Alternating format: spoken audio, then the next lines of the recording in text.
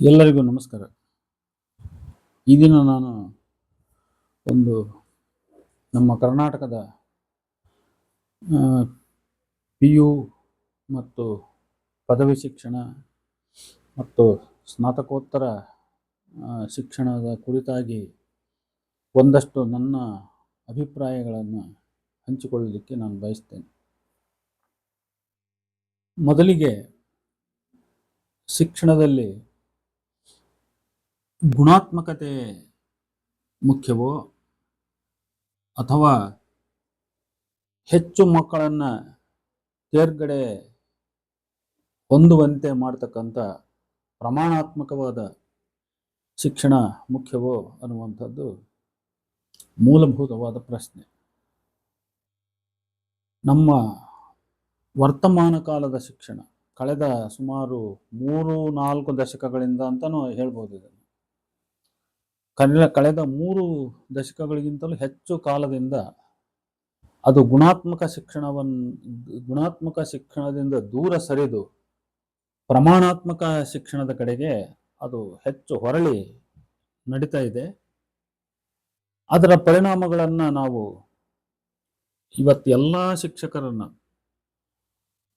Primary ಸ್ಕೂಲ್ನಲ್ಲಿ ಕೆಲಸ ಮಾಡುವ ಮೇಷ್ಟ್ರು, ಹೈಸ್ಕೂಲಲ್ಲಿ ಕೆಲಸ ಮಾಡುವ ಮೇಷ್ಟ್ರು, PUC ಕಾಲೇಜುಗಳಲ್ಲಿ ಕೆಲಸ ಮಾಡುವ ಮೇಷ್ಟ್ರು ಮತ್ತು ಪದವಿ ಮತ್ತು ಸ್ನಾತಕೋತ್ತರ ವಿಭಾಗಗಳಲ್ಲಿ ಕೆಲಸ ಮಾಡ್ತಕ್ಕಂಥ ಪ್ರೊಫೆಸರ್ಗಳನ್ನು ಕೂಡ ಇವತ್ತು ಕೇಳಿದರೆ ಅವರೆಲ್ಲರೂ ಬಹುಶಃ ಅದರಲ್ಲಿ ಹೆಚ್ಚು ಕಡಿಮೆ 80-90% ಈ ಒಂದು ಅಭಿಪ್ರಾಯ ಕೊಡ್ತಾರೆ.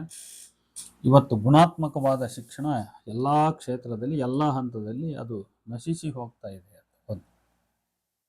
ಮತ್ತೊಂದು ಬಹಳ ಮುಖ್ಯವಾದ ಬೆಳವಣಿಗೆ ಏನಾಗಿದೆ ಅಂದರೆ, ಇವತ್ತು ಉದ್ಯೋಗ ಕೇಂದ್ರಿತವಾದ ಅಂದರೆ ಪ್ರೊಫೆಷನಲ್ ಓರಿಯೆಂಟೆಡ್ ಶಿಕ್ಷಣಕ್ಕೆ ಹೆಚ್ಚು ಚಾಲನೆ ಕೊಡ್ತಾ ಬಂದಿರೋ ಕಾರಣಕ್ಕಾಗಿ ವಿಜ್ಞಾನ, ತಂತ್ರಜ್ಞಾನ ಮತ್ತು ವಾಣಿಜ್ಯ ಶಿಕ್ಷಣಗಳಿಗೆ ಸಿಕ್ಕಂಥ ಪ್ರೋತ್ಸಾಹ ಇವತ್ತು ಹ್ಯುಮ್ಯಾನಿಟೀಸ್ ಅಂತ ನಾವೇನಂತೀವಲ್ಲ, ಅಂದರೆ ಮಾನವಿಕ ಶಾಸ್ತ್ರಗಳಿಗೆ, ಸಮಾಜಶಾಸ್ತ್ರ, ಭಾಷಾಶಾಸ್ತ್ರ, ಅರ್ಥಶಾಸ್ತ್ರ ಇತ್ಯಾದಿ, ಇತಿಹಾಸ, ಇವುಗಳಿಗೆ ಅಂಥ ಒಂದು ಪ್ರಾಶಸ್ತ್ಯ ಮತ್ತು ಮಾನ್ಯತೆ ಸಿಗ್ತಾ ಇಲ್ಲ.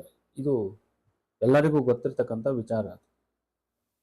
ಇವತ್ತು ವಿದ್ಯಾರ್ಥಿಗಳು ಕೂಡ ಬಹಳ ದೊಡ್ಡ ಮಟ್ಟದ ಪ್ರತಿಭಾವಂತರು, ಅವರು ಉನ್ನತ ದರ್ಜೆಯಲ್ಲಿ ಶ್ರೇಣಿಯಲ್ಲಿ ಪಾಸಾಗ್ತಕ್ಕಂಥ ವಿದ್ಯಾರ್ಥಿಗಳು ಅಂತ ಇದ್ದರೆ ಅವರೆಲ್ಲರೂ ಕೂಡ ಅವರು ಡಾಕ್ಟರ್ ಆಗಬೇಕು, ಇಂಜಿನಿಯರ್ ಆಗಬೇಕು ಅನ್ನುವ ಪ್ರಥಮ ಆಕಾಂಕ್ಷೆಯನ್ನು ಇಟ್ಟುಕೊಂಡೇ ಬರ್ತಾರೆ. ಇವತ್ತು ಹೆಚ್ಚು ಕಡಿಮೆ IAS, IPS ಹುದ್ದೆಗಳಲ್ಲೂ ಕೂಡ ಇವ್ರದೇ ಒಂದು ದೊಡ್ಡ ಪಾಲು. ಯಾಕಂದರೆ ಇವರಿಗೆ ಆಂಗ್ಲ ಭಾಷೆಯ ಮೇಲೆ ಹಿಡಿತ ಜಾಸ್ತಿ ಇರೋದ್ರಿಂದ ಇವರು ಜನರಲ್ ಎಕ್ಸಾಮ್ಗಳಲ್ಲಿ ಕೂಡ ಹೆಚ್ಚಾಗಿ ಅವರೇ ತೇರ್ಗಡೆ ಹೊಂದಿ ಇವತ್ತು ಅಧಿಕಾರಕ್ಕೆ ಬರ್ತಾರೆ. ಇಲ್ಲಿ ಇವೆಲ್ಲವನ್ನು ನಾವು ಗಮನಿಸಿ ಕೆಲವು ವಿಷಯಗಳನ್ನು ನಾವು ಮಾತಾಡುವುದಾದರೆ, ಈ ಗುಣಾತ್ಮಕ ಶಿಕ್ಷಣಕ್ಕೆ ಹಿನ್ನಡೆ ಎಲ್ಲಿಂದ ಪ್ರಾರಂಭವಾಯಿತು, ಯಾವ ಕಾರಣದಿಂದ ಪ್ರಾರಂಭವಾಯಿತು? ನಾವೆಲ್ಲ ಅಭ್ಯಾಸ ಮಾಡುವಾಗ 7th ಒಂದು ಪಬ್ಲಿಕ್ ಎಕ್ಸಾಮಿನೇಷನ್ ಇರ್ತಿತ್ತು. ಅಲ್ಲಿ ಸುಮಾರು ಎಷ್ಟೋ ವಿದ್ಯಾರ್ಥಿಗಳು, ನನ್ನ ಸಹಪಾಠಿಗಳೇ ಸುಮಾರು ಜನ ಫೇಲ್ ಆಗಿ ಅವರು 2-3 ಸರಿ 7th ಎಕ್ಸಾಮ್ನ 2-3 ಸರಿ ಕಟ್ಟಿ ಪಾಸಾಗಿ ಮುಂದಕ್ಕೆ ಅವರು PUC ಕೂಡ ದಾಟಕ್ಕಾಗಲಿಲ್ಲ. ಅಂಥದ್ದೊಂದು ಬೆಳವಣಿಗೆ ಅವತ್ತಿನ ಕಾಲಕ್ಕಿತ್ತು. ಅಂದರೆ 7th ಪಬ್ಲಿಕ್ ಪರೀಕ್ಷೆ ಅಂತಕ್ಕಂಥದ್ದು ಒಂದು ಮೊದಲನೆಯ ಜರಡಿ. ಅದು ಅಲ್ಲಿ ಫಿಲ್ಟರ್ ಆಗಿ ಬಂದರು ಹೈಸ್ಕೂಲ್ಗೆ ಬರ್ತಿದ್ರು. ಆಮೇಲೆ SSLC ಪರೀಕ್ಷೆ ಅಂತಕ್ಕಂಥದ್ದು 2ನೇ ಜರಡಿ. ಅದು ಅಲ್ಲಿ ಕೂಡ ಅವತ್ತು ಹಳೆಯ ಪರೀಕ್ಷಾ ಪದ್ಧತಿಗಳಲ್ಲಿ ಅಷ್ಟು ಸುಲಭವಾಗಿರಲಿಲ್ಲ. ತಾಲೂಕಿಗೆ 2-3 ಪರೀಕ್ಷಾ ಕೇಂದ್ರಗಳಿರವು. ಯಾವುದೇ ಕಾಪಿ ವ್ಯವಸ್ಥೆ ಮತ್ತೊಂದು ಇಂಥವೆಲ್ಲ ಇರ್ತಾ ಇರಲಿಲ್ಲ. ಮಾಲ್ ಪ್ರಾಕ್ಟೀಸಿಗೆ ಅವಕಾಶ ಇರ್ತಿರಲಿಲ್ಲ. ಪರೀಕ್ಷೆಗಳು ಬಹಳ ಸ್ಟ್ರಿಕ್ಟ್ ಆಗಿ ನಡೀತಿದ್ವು. ಆ ಪರೀಕ್ಷೆಯಲ್ಲಿ ಪಾಸಾಗಿ ಮುಂದೆ PUCಗೆ ಬರ್ತಿದ್ರು. PUCಯಲ್ಲಿ ಮತ್ತೆ 3ನೇ ಜರಡಿ. ಅದನ್ನು ಪಾಸಾಗಿ ಅವನು ಡಿಗ್ರಿಗೆ ಬಂದಂಥವ್ರು ಸಾಮಾನ್ಯವಾಗಿ ಅವರೆಲ್ಲರೂ ಹೆಚ್ಚು ಕಡಿಮೆ ಬುದ್ಧಿವಂತರೇ ಅನ್ನೋ ರೀತಿಯಲ್ಲಿ ಇರ್ತಿದ್ರು. ಅವತ್ತು ಆರ್ಟ್ಸ್ ಓದಿದವರು ಕೂಡ ಇಂಗ್ಲಿಷ್ನಲ್ಲಿ ಒಳ್ಳೆ ಜ್ಞಾನ ಹೊಂದಿದವರು ಆಗಿರ್ತಿದ್ರು. ಇವತ್ತು ಏನಾಗಿದೆ ಅಂದ್ರೆ, ಹಿಂದಿನವರು ಒಬ್ಬ 10th ಓದಿರ್ತಕ್ಕಂಥ ಒಬ್ಬ ಮನುಷ್ಯ, ಅವನು ಯಾರೇ ಇರಲಿ, ಆತನಿಗೆ ಇರ್ತಕ್ಕಂಥ ಒಂದು ಜನರಲ್ ನಾಲೆಡ್ಜ್ ಅಥವಾ ಒಂದು ಬರಹದ ಶಕ್ತಿ, ಒಂದು ಓದಿನ ಶಕ್ತಿ, ಒಂದು ಮಾತಿನ ಶಕ್ತಿ ಇವತ್ತು ಪದವಿ ಗಳಿಸಿರ್ತಕ್ಕಂಥವ್ರಿಗೂ ಕೂಡ ಇರ್ತಕ್ಕಂಥದ್ದು ಬಹಳ ಅಲ್ಪ ಅಂತ ನಾವು ಹೇಳ್ಬೋದು. ಇದಕ್ಕೆ ಕಾರಣ ಏನಂದ್ರೆ ಗುಣಾತ್ಮಕ ಶಿಕ್ಷಣದ ಕೊರತೆ. ಸರ್ಕಾರ ಹೆಚ್ಚು ಪ್ರಮಾಣದಲ್ಲಿ ವಿದ್ಯಾರ್ಥಿಗಳು ಪಾಸ್ ಆಗಬೇಕು, ಆ ಒಂದು ನಿಟ್ಟಿನತ್ತ ಮೇಷ್ಟ್ರಗಳ ಮೇಲೆ, ಶಾಲೆಗಳ ಮೇಲೆ ಕ್ರಮಗಳನ್ನು ಜರುಗಿಸ್ತಕ್ಕಂಥದ್ದು, ಅವರಿಗೆ ಪ್ರಮೋಷನ್ಗಳನ್ನು ನಿಲ್ಲಿಸೋದು ಅಥವಾ ಇನ್ಕ್ರಿಮೆಂಟ್ಗಳನ್ನು ನಿಲ್ಲಿಸೋದು, ಈ ರೀತಿಯ ಶಿಕ್ಷೆಗಳನ್ನು ಅವರು ಯಾವತ್ತು ಜಾರಿಗೆ ತರಲಿಕ್ಕೆ ಪ್ರಾರಂಭ ಮಾಡಿದ್ರು ಆಗ, ಮತ್ತು ಮೇಲೆ ಇಲಾಖೆಯಿಂದ ಕೆಳಗಿನ ಅಧಿಕಾರಿಗಳಿಗೆ ಒತ್ತಡ ಜಾಸ್ತಿ ಆದಾಗ ಕೆಳಮಟ್ಟದ ಅಧಿಕಾರಿಗಳು ಅವರೇ ಹೆಚ್ಚು ಶಿಕ್ಷಕರ ಮೇಲೆ ಒತ್ತಡ ಹಾಕಿ ಪರೀಕ್ಷೆಯಲ್ಲಿ ಹೆಚ್ಚು ವಿದ್ಯಾರ್ಥಿಗಳು ತೇರ್ಗಡೆಯಾಗಿ ಬರೋ ಒಂದು ಕಡೆಗೆ ಲಕ್ಷ್ಯ ಕೊಟ್ಟರ ವಿನಃ ಮಕ್ಕಳು ಎಷ್ಟು ಮಟ್ಟಿಗೆ ಕಲಿತಾರ, ಅವ್ರು ಎಷ್ಟು ಜಾಣರಾಗ್ತಾ ಇದಾರೆ ಅನ್ನೋದ್ರ ಕಡೆಗೆ ಲಕ್ಷ್ಯ ಯಾರು ವಹಿಸಲಿಲ್ಲ. ಹಾಗಾಗಿ 7th ಪಬ್ಲಿಕ್ ಎಕ್ಸಾಮ್ನ ಡ್ರಾಪ್ ಮಾಡಿದ್ರು. ಆಮೇಲೆ SSLC ಪರೀಕ್ಷೆಗಳ ಒಂದು ಸ್ಟ್ರಿಕ್ಟ್ನೆಸ್ ಅಂತ ನಾವೇನು ಹೇಳ್ತೀವಲ್ಲ, ಅದರ ನಾಶಕ್ಕೆ ಇವರೇ ಕಾರಣರಾದರು. ಹಾಗಾಗಿ ಒಂದು ರೀತಿಯ ಅನ್ಫಿಲ್ಟರ್ಡ್ ಸ್ಟೂಡೆಂಟ್ಸ್ ಎಲ್ಲರೂ PUCಗೆ ಬರಲಿಕ್ಕೆ ಪ್ರಾರಂಭ ಆದರು. ಆದರೆ ಅದು ಕಾಲಕ್ರಮದಲ್ಲಿ ಏನಾಯಿತು ಅಂದರೆ, ಯಾವಾಗ ಈ ಮೆಡಿಕಲ್ ಇಂಜಿನಿಯರಿಂಗ್ ಇತ್ಯಾದಿ ಪ್ರೊಫೆಷನಲ್ ಓರಿಯೆಂಟೆಡ್, ಅದರಲ್ಲೂ ಹೈ ಪ್ರೊಫೆಷನಲ್ಸ್ ಇವೆಲ್ಲವೂ ಅವತ್ತು ಜನಸಾಮಾನ್ಯರಿಗೆ ನಿಲುಕ್ತಾ ಇರಲಿಲ್ಲ. ಸುಪ್ರೀಂ ಕೋರ್ಟಿನ ಆದೇಶವನ್ನ ಜಾರಿಗೆ ತೆಗೆದುಕೊಂಡು ಬಂದು ವೀರಪ್ಪ ಮೊಯ್ಲಿಯವರು ಶಿಕ್ಷಣ ಮಂತ್ರಿಗಳಾಗಿದ್ದಾಗ ಅದನ್ನ ಇಂಪ್ಲಿಮೆಂಟ್ ಮಾಡಿದ ನಂತರ ಗಗನ ಕುಸುಮವಾಗಿರ್ತಕ್ಕಂಥ ಇಂಜಿನಿಯರಿಂಗ್ ಮತ್ತು ಮೆಡಿಕಲ್ ಸೀಟ್ಗಳು ಸಾಮಾನ್ಯ ಕುಟುಂಬದಲ್ಲಿ ಹುಟ್ಟಿ ಬಂದಂಥವರಿಗೂ ಕೂಡ ಅವು ಲಭ್ಯ ಆಗಲಿಕ್ಕೆ ಪ್ರಾರಂಭವಾಯಿತು. ಆಗ ಎಲ್ಲರಿಗೂ ಒಂದೇ ಆಕಾಂಕ್ಷೆ, ಪೇರೆಂಟ್ಸ್ಗಳಿಗೂ ಅದು ಮಕ್ಕಳಿಗೂ ಎಲ್ಲರಿಗೂ ಒಂದೇ ಆಕಾಂಕ್ಷೆ ಏನಂದ್ರೆ, ನನ್ನ ಮಗ ಇಂಜಿನಿಯರ್ ಆಗಬೇಕು, ಇಲ್ಲ ಡಾಕ್ಟರ್ ಆಗಬೇಕು, ಮೇಸ್ಟರ್ ಆಗಬೇಕು ಅನ್ನೋರು ಯಾರು ಇಲ್ಲ, ಅಥವಾ ಒಬ್ಬ ಸಿದ್ಧಾಂತಿ ಆಗಬೇಕು, ಅಥವಾ ಒಬ್ಬ ವಿದ್ವಾಂಸನಾಗಬೇಕು, ಈ ಥರದ ಆಸೆ ಯಾರಿಗಿಲ್ಲ. ಮೊದಲು ನಾನು ಡಾಕ್ಟರ್ ಆಗಬೇಕು, ನಾನು ಇಂಜಿನಿಯರ್ ಆಗಬೇಕು, ಅವೆರಡು ಆಗ್ಲಿದ್ರೆ ಬೇರೆ ಅವಾಗ. ಈ ಆಕಾಂಕ್ಷೆಯನ್ನು ಇಟ್ಟುಕೊಂಡು ಶಾಲಾ ಕಾಲೇಜುಗಳಿಗೆ ಅಭ್ಯಾಸ ಮಾಡಲಿಕ್ಕೆ ವಿದ್ಯಾರ್ಥಿಗಳು ಶುರು ಮಾಡಿದರು. ಆಗ ಸಹಜವಾಗಿ 10th ಪಾಸ್ ಆದ ತಕ್ಷಣ ಯಾವ ಕಾಲೇಜಿಗೆ ಸೇರಬೇಕು, ಯಾವ ಕಾಲೇಜಿಗೆ ಸೇರಿದ್ರೆ ನಮ್ಮ ಮಕ್ಕಳು ಡಾಕ್ಟರ್ ಆಗಲಿಕ್ಕೆ, ಇಂಜಿನಿಯರ್ ಆಗಲಿಕ್ಕೆ ಸಾಧ್ಯ, ಅವರು CET ಪರೀಕ್ಷೆ ಬರೆದು ಪಾಸ್ ಆಗಲಿಕ್ಕೆ ಸಾಧ್ಯ, ನೀಟ್ ಪರೀಕ್ಷೆ ಬರೆದು ಪಾಸ್ ಆಗಲಿಕ್ಕೆ ಸಾಧ್ಯ ಅಂತ ಯೋಚನೆ ಮಾಡಿದ್ರು. ಇಲ್ಲಿ ನಮ್ಮಲ್ಲಿ ಏನಾಯಿತು, ಸರ್ಕಾರಿ, ನಾನು ಕೂಡ ಒಬ್ಬ ಪದವಿ ಪೂರ್ವ ಕಾಲೇಜಿನ ಒಬ್ಬ ಮಾಜಿ ಶಿಕ್ಷಕ ಅಂದ್ರೆ ನಿವೃತ್ತ ಶಿಕ್ಷಕನಾಗಿರೋದ್ರಿಂದ, ಒಬ್ಬ ಪ್ರಾಧ್ಯಾಪಕ, ನಿವೃತ್ತ ಉಪನ್ಯಾಸಕನಾಗಿರೋದ್ರಿಂದ ಈ ಅನುಭವದಿಂದ ಈ ಮಾತು ಹೇಳ್ತಾ ಇದ್ದೀನಿ. ವಿದ್ಯಾರ್ಥಿಗಳು ಸರ್ಕಾರಿ ಕಾಲೇಜುಗಳಲ್ಲಿ ಯಾವುದೇ ನೀಟ್ ವ್ಯವಸ್ಥೆ, CET ಕೋಚಿಂಗ್ ವ್ಯವಸ್ಥೆ ಇರಲಿಲ್ಲ. ಇದು ಮೊದಲನೇದಾಗಿ. ಎರಡನೇದಾಗಿ, ಪ್ರೈವೇಟ್ ಕಾಲೇಜುಗಳಲ್ಲಿ ಹೆಂಗೆ ಮಕ್ಕಳನ್ನ ವಿಶೇಷವಾದ ತರಗತಿಗಳನ್ನು ತೆಗೆದುಕೊಂಡು, ಹೆಚ್ಚುವರಿ ಕ್ಲಾಸ್ಗಳನ್ನು ತೆಗೆದುಕೊಂಡು ಅವರಿಗೆ ಬೇಗ ಬೇಗ ಬೇಗ ಬೇಗ ಸಿಲೆಬಸ್ ಮುಗಿಸಿ, ಬೇಗ ಬೇಗ ರಿವಿಷನ್ಗಳನ್ನು ಮಾಡಿ, ಮತ್ತೆ ಮಂತ್ಲಿ ಟೆಸ್ಟ್ಗಳನ್ನು ಮಾಡಿ, ಮತ್ತೆ CET ಕೋಚಿಂಗ್, ನೀಟ್ ಕೋಚಿಂಗ್ಗಳು ಎಲ್ಲವನ್ನು ಸಾಯಂಕಾಲ ಅಂದ್ರೆ ಬೆಳಿಗ್ಗೆ ಹೆಚ್ಚು ಕಡಿಮೆ 8 ಗಂಟೆಯಿಂದ ರಾತ್ರಿ 8 ಗಂಟೆಯವರೆಗೆ ಆ ಖಾಸಗಿ ಕಾಲೇಜುಗಳು ಅವು ಕಾಲೇಜುಗಳ ಸ್ವರೂಪವನ್ನೇ ಕಳೆದುಕೊಂಡು ಅವು ಒಂಥರ PUC ಸ್ಟೂಡೆಂಟ್ಸ್ನ ಉತ್ಪಾದನೆ ಮಾಡ್ತಕ್ಕಂಥ ಫ್ಯಾಕ್ಟ್ರಿಗಳಾಗಿ ಅವು ಬದಲಾವಣೆ ಆಗಿರ್ತಕ್ಕಂಥದ್ದು ಕರ್ನಾಟಕದಲ್ಲಿ ಇವತ್ತು ಚರಿತ್ರೆ. ಅದು ಇವತ್ತು ಹೋಗಿ ನೀವು ನೋಡಿದ್ರೆ ಒಂದು 20-30 ಬಸ್ಸುಗಳು ಒಂದು ಸಂಸ್ಥೆಗೆ ಇರ್ತವೆ. ಅಲ್ಲಿ ಕೋಟ್ಯಂತರ ವಹಿವಾಟು ಫೀಸ್ಗಳ ವಹಿವಾಟು ನಡೀತೈತಿ. ಒಬ್ಬ ವಿದ್ಯಾರ್ಥಿಗೆ ವಿತ್ ರೆಸಿಡೆನ್ಸ್ PUC ನಾವು ಶಿಕ್ಷಣ ಕೊಡಿಸ್ಬೇಕಾದ್ರೆ ಕನಿಷ್ಠ 2.5 ಇಂದ 3 ಲಕ್ಷ ರೂಪಾಯಿ ಖಾಸಗಿ ಕಾಲೇಜುಗಳಲ್ಲಿ ಇವತ್ತು ನಮ್ಮ ಪೇರೆಂಟ್ಸ್ಗಳು ವ್ಯಯ ಮಾಡ್ತಾ ಇದ್ದಾರೆ. ಅಂದರೆ 2 ವರ್ಷದ PUC ಶಿಕ್ಷಣಕ್ಕೆ ವಿಜ್ಞಾನ ಶಿಕ್ಷಣ ಅಥವಾ ಕಾಮರ್ಸ್ ಯಾವುದಾಗಲಿ ಪ್ರೈವೇಟ್ ಕಾಲೇಜುಗಳಿಗೆ ಅವ್ರು ಹೋದ್ರಂದ್ರೆ ಅಲ್ಲಿ ಕನಿಷ್ಠ 5-6 ಲಕ್ಷ ರೂಪಾಯಿ ಖರ್ಚು ಮಾಡಿ 2 ವರ್ಷದ PUCಯನ್ನು ಪಡ್ಕೊಳ್ತಕ್ಕಂಥ ಒಂದು ವ್ಯವಸ್ಥೆ ಖಾಸಗಿ ಕಾಲೇಜುಗಳಲ್ಲಿ ಇವತ್ತು ಇದೆ, ನಮ್ಮ ಕಣ್ಣು ಮುಂದೆನೇ ಇದೆ. ಅದರಲ್ಲೂ ಈ ದಾವಣಗೆರೆ ಅಂತ ನಗರ, ಅದು ವಾಣಿಜ್ಯ ನಗರ ಅಂತ ಅದಕ್ಕೆ ಹೆಸರೈತಲ್ಲ, ಅದಕ್ಕೆ 100ಕ್ಕೆ 100ರಷ್ಟು ಅದು ಶಿಕ್ಷಣವನ್ನು ಕೂಡ ವಾಣಿಜ್ಯೀಕರಣಗೊಳಿಸಿದಂಥ ಒಂದು ನಗರ ಆಗಿ ಇವತ್ತು ನಮ್ಮ ಕಣ್ಣು ಮುಂದೆ ಕಾಣ್ತಾ ಇದೆ. ಸಾಕಷ್ಟು ನಾಯಿ ಕೊಡೆಗಳಂತೆ ಇಲ್ಲಿ ಶಿಕ್ಷಣ ಸಂಸ್ಥೆಗಳು, ಖಾಸಗಿ ಶಿಕ್ಷಣ ಸಂಸ್ಥೆಗಳು ಎದ್ದಿದ್ದಾವೆ. ಇವು ಮಕ್ಕಳನ್ನ ಬೈಫರ್ಗೇಟ್ ತಾನೇ ಆಟೋಮೆಟಿಕ್ ಆಗಿ ಬೈಫರ್ಗೇಟ್ ಮಾಡ್ತೇವೆ. ಅಂದರೆ ಕ್ಲಾಸ್ 1 ಮಕ್ಕಳೆಲ್ಲ ಇಲ್ಲಿ ಒಂದು ಕಡೆ ಬರ್ತಾರೆ. ಅವರು ಬಡವರು ಮನೆಯಿಂದ ಬಂದಿರ್ಬೋದು, ಶ್ರೀಮಂತರ ಮನೆಯಿಂದ ಬಂದಿರ್ಬೋದು. ಕೆಲವರು ಬಡವರು ಅಷ್ಟೊಂದು ಹಣ ಕೊಡೋಕ್ಕಾಗಲ್ಲ ಅನ್ನೋರು ಮಾತ್ರ ಸರ್ಕಾರಿ ಕಾಲೇಜುಗಳಿಗೆ ಬರ್ತಾರೆ. ಇನ್ನು ಅವರಿಗೆ ದಮ್ ಇದೆ, ಅವ್ರಿಗೆ ದುಡಿದು ತೀರ್ಸೋ ಶಕ್ತಿ ಇದೆ ಅನ್ನೋರು ಮಾತ್ರ ಅವರು ಬಡವನಾಗಿದ್ದರೂ ಕೂಡ ಇಂಥ ಕಾಲೇಜುಗಳಿಗೆ ತಮ್ಮ ಮಕ್ಕಳನ್ನು ಕಳಿಸಿ ಅವನು PUC ಶಿಕ್ಷಣ ಕೊಡಿಸ್ತಾನೆ. ಅಲ್ಲಿಂದ ಮುಂದೆ ಅವರು CET ಬರೀತಾರೆ, ನೀಟ್ ಬರೀತಾರೆ, ಮೆಡಿಕಲ್ ಸಿಕ್ಕರೆ ಡಾಕ್ಟರ್ ಆಗ್ತಾರೆ, ಇಲ್ಲ ಇಂಜಿನಿಯರ್ ಆಗ್ತಾರೆ. ಅದ್ರ ಮೇಲೆ ಮತ್ತೆ ಕಾಂಪಿಟೇಟಿವ್ ಎಕ್ಸಾಮ್ಗಳನ್ನು ಬರೆದು ಕೆಲವು ಈ ರೀತಿ IAS IPS ಅಧಿಕಾರಿಗಳಾಗ್ತಾರೆ. ಇಂಥದ್ದೊಂದು ಶಿಕ್ಷಣ ಪ್ರವೃತ್ತಿ ಇವತ್ತು ನಮ್ಮ ಕನ್ನಡ ನಾಡಿನಲ್ಲಿ ನಡೀತಾ ಇದೆ. ಇದನ್ನು ಬಿಟ್ಟು ನಾವು ಈ ಕಡೆ ಸರ್ಕಾರಿ ಕಾಲೇಜುಗಳಿಗೆ ನಾವು ಬಂದ್ಬಿಟ್ರೆ ನೋಡ್ರಿ, ಕಳೆದ 5-6 ವರ್ಷಗಳಲ್ಲಿ, ನಾನು ಈಗ ನೌಕರಿಯಿಂದ ನಿವೃತ್ತನಾಗಿ ಈಗ 4 ವರ್ಷ ತುಂಬ್ತಾ ಇದೆ. ನಾನು ಇದ್ದ ಅಂದ್ರೆ ಈಗ 5-6 ವರ್ಷದ ಹಿಂದೆ ನಾನು ಕೆಲಸ ಮಾಡ್ತಕ್ಕಂಥ ಸಂದರ್ಭದಲ್ಲಿ ಇರ್ತಕ್ಕಂಥ ಸ್ಟ್ರೆಂತ್ ಇವತ್ತು ಸರ್ಕಾರಿ ಪದವಿ ಪೂರ್ವ ಕಾಲೇಜುಗಳಲ್ಲಿ ಇಲ್ಲ, ಆಗಲೇ ಕಡಿಮೆ ಆಗ್ತಾ ಬಂದಿದೆ. ಅಲ್ಲಿ ಮೊದಲಿಗೆ ಸುಸಜ್ಜಿತವಾದ ಕಟ್ಟಡ ಇಲ್ಲದೆ ಇದ್ದಾಗಲೂ ಕೂಡ ನಾವೆಲ್ಲ ಎಂಥದೋ ಕ್ಲಾಸ್ ರೂಮ್ಗಳಲ್ಲಿ ಕ್ಲಾಸ್ ತೆಗೆದುಕೊಂಡು ಪಾಠ ಮಾಡ್ತಾ ಇದ್ವಿ.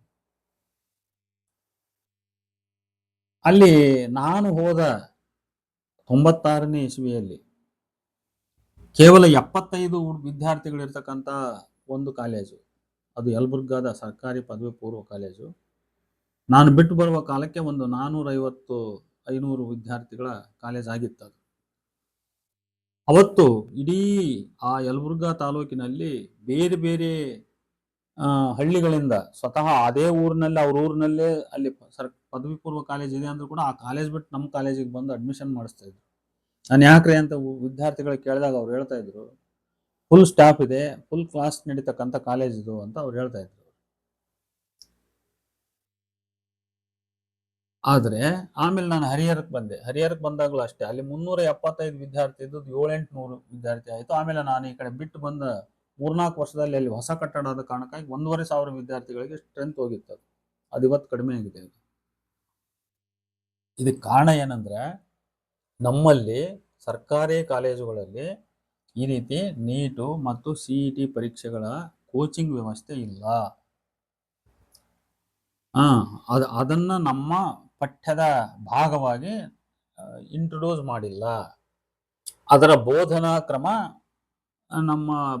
ಅದರ ಬೋಧನೆ ನಮ್ಮ ಒಂದು ವೃತ್ತಿಯ ಭಾಗ ಆಗಿಲ್ಲ, ನಮ್ಮ ಕಾಲೇಜುಗಳ ಶಿಕ್ಷಕರ ವೃತ್ತಿಯ ಭಾಗ ಆಗಿಲ್ಲ. ಅದನ್ನು ಈಗ ಡಿಪಾರ್ಟ್ಮೆಂಟು ಅದನ್ನು ಯಾವ್ಯಾವುದೋ ರೂಪದಲ್ಲಿ, ಅಂದ್ರೆ ಅದನ್ನು ಒಂದು ರೀತಿಯ ಟೆಲಿಕಾನ್ಫರೆನ್ಸ್ ಮಾಡ್ತಾರಲ್ಲ ಆ ಥರದ ರೂಪದಲ್ಲಿ ಅಥವಾ ಆನ್ಲೈನ್ ಕೋಚಿಂಗ್ ಅನ್ನೋ ರೂಪದಲ್ಲಿ ಅದನ್ನು ಮಾಡಲಿಕ್ಕೆ ಪ್ರಯತ್ನ ಮಾಡ್ತಾ ಇದೆ. ಆದರೆ ಅದು ಅಷ್ಟೊಂದು ಸಕ್ಸಸ್ ಆಗ್ತಾ ಇಲ್ಲ ಅದು. ಯಾಕಂದ್ರೆ ನೇರವಾಗಿ ಕೋಚಿಂಗ್ ಮಾಡೋದಕ್ಕೂ ಪರೋಕ್ಷವಾಗಿ ಆನ್ಲೈನ್ ಕೋಚಿಂಗ್ ಅಂತ ಮಾಡೋದಕ್ಕೂ ಭಾಳ ವ್ಯತ್ಯಾಸ ಇದೆ. ಹಾಗಾಗಿ ಈ ರೀತಿಯ ಶಿಕ್ಷಣ ಕೊಡೋದ್ರಲ್ಲಿ ನಮ್ಮ ಸರ್ಕಾರಿ ಪದವಿ ಪೂರ್ವ ಕಾಲೇಜುಗಳು ಹಿಂದೆ ಬಿದ್ದ ಕಾರಣಕ್ಕಾಗಿ ಇವತ್ತು ತಮ್ಮ ಸ್ಟ್ರೆಂತ್ ಅನ್ನು day by day they are losing, ಕಳ್ಕೊಂತ ಇದ್ದಾವೆ. ಕೆಲವು ಕಡೆ ಕಾಲೇಜುಗಳೇ ವೈಂಡ್ ಅಪ್ ಆಗ್ತಾ ಇದ್ದಾವೆ. ಹೆಂಗೆ ಸರ್ಕಾರಿ ಪ್ರೈಮರಿ ಸ್ಕೂಲ್ಗಳು ಮುಚ್ತಾ ಇದಾವ, ಪ್ರೈಮರಿ ಸ್ಕೂಲ್ ಮುಚ್ಚೋದಕ್ಕೆ ಇದೇ ಕಾರಣ. ಆಂಗ್ಲ ಮಾಧ್ಯಮ ಶಿಕ್ಷಣ ಮತ್ತು ಆ ಮುಖಾಂತರ ನಾವು ಡಾಕ್ಟರ್ ಮಾಡ್ಬೇಕು, ಇಂಜಿನಿಯರ್ ಮಾಡ್ಬೇಕು ಅನ್ನೋ ವ್ಯಾಮೋಹವೇ ಇವತ್ತು ಪೇರೆಂಟ್ಸ್ಗಳನ್ನು ಏನು ಮಾಡ್ತಾ ಇದೆ, ಬಸ್ಸುಗಳಿಗೆ ತುಂಬಿ ಖಾಸಗಿ ಸ್ಕೂಲ್ಗಳಿಗೆ ಕಳಿಸ್ತಾ ಇದೆ. ಖಾಸಗಿ ಶಾಲೆಗಳು ಒಂದು ದೊಡ್ಡ ಉದ್ಯಮವಾಗಿ ಇವತ್ತು ಕರ್ನಾಟಕದಲ್ಲಿ ಪರಿವರ್ತಿತವಾಗಿವೆ. ಅದ್ರ ಹಿಂದೆ ದೊಡ್ಡ ರಾಜಕಾರಣಿಗಳ ಶಕ್ತಿಯು ಕೂಡ ಇದೆ. ಯಾಕಂದ್ರೆ ಅವರೇ ಬಂಡವಾಳಸ್ಥರು ಹೌದು, ಅವರೇ ಆಡಳಿತಗಾರರು ಹೌದು. ಹಾಗಾಗಿ ಒಟ್ಟಾರೆ ಸೇರಿ ಖಾಸಗಿ ಸಂಸ್ಥೆಗಳು ಅಂತಕ್ಕಂಥವು, ಅದು ಪ್ರೈಮರಿಯಿಂದ LKG UKG ಇಂದ ಹಿಡಿದು PU ಕಾಲೇಜುಗಳವರೆಗೆ ಸೇರಿ ಇಡೀ ಶಿಕ್ಷಣ ವ್ಯವಸ್ಥೆಯನ್ನ, ಸರ್ಕಾರಿ ಶಿಕ್ಷಣ ವ್ಯವಸ್ಥೆ ಅಂತ ಹೇಳ್ತಾ ಇದ್ದೀನಿ ನಾನು, ಸರ್ಕಾರಿ ಶಿಕ್ಷಣ ವ್ಯವಸ್ಥೆಯನ್ನ ಒಟ್ಟಾರೆ ನಾಶ ಮಾಡ್ತಾ ಇವೆ. ಅವು ಶ್ರೀಮಂತವಾಗ್ತಾ ಇವೆ. ಅಲ್ಲಿ ವಿದ್ಯಾರ್ಥಿಗಳು ಹೆಚ್ಚು ಅಂಕ ಪಡೆದು ಪಾಸ್ ಆಗ್ತಾರೆ, ಅವರಿಗೆ ಹೆಚ್ಚು ದುಡ್ಡು ಕೊಡ್ತಾರೆ, ಅವರು ಕೋಟ್ಯಾಧಿಪತಿಗಳಾಗ್ತಾರೆ, 50 ಗಟ್ಟಲೆ ಬಸ್ಗಳಿಡ್ತಾರೆ, ಕೋಟಿ ರೂಪಾಯಿ ಬೆಲೆ ಬಾಳ್ತಕ್ಕಂಥ ಕಟ್ಟಡಗಳನ್ನು ಕಟ್ತಾರೆ. ಇದೆಲ್ಲ ಅಲ್ಲಿ ನಡೀತಾ ಇದೆ. ಈಗ ಇವೆಲ್ಲದರ ಒಟ್ಟು ಪರಿಣಾಮ ಏನಾಗಿದೆ ಅಂತಂದ್ರೆ, ಹ್ಯುಮ್ಯಾನಿಟೀಸ್ಗೆ ನಾನೇನು ಪ್ರಾರಂಭದಲ್ಲಿ ಹೇಳಿದೆ, ಹ್ಯುಮ್ಯಾನಿಟೀಸ್ಗೆ ಅಂದ್ರೆ ಈ ಮಾನವಿಕ ಶಾಸ್ತ್ರಗಳಿಗೆ ಬೆಲೆ ಇಲ್ಲದಂತಾಗಿದೆ, ಎಲ್ಲಾ ರೀತಿಯಿಂದ ಬೆಲೆ ಇಲ್ಲದಂತಾಗಿದೆ. ಮೊದಲು ಸೇರುವ ವಿದ್ಯಾರ್ಥಿಗಳಿಲ್ಲ, ಆಮೇಲೆ ಅಲ್ಲಿ ಒಂದು ವೇಳೆ ಸೇರಿ ಅದನ್ನು ಬೆನ್ನತ್ತಿಕೊಂಡು ಹೋದ್ರೆ ಅವರಿಗೆ ಮುಂದೆ ಅನ್ನ ಸಿಗಲ್ಲ.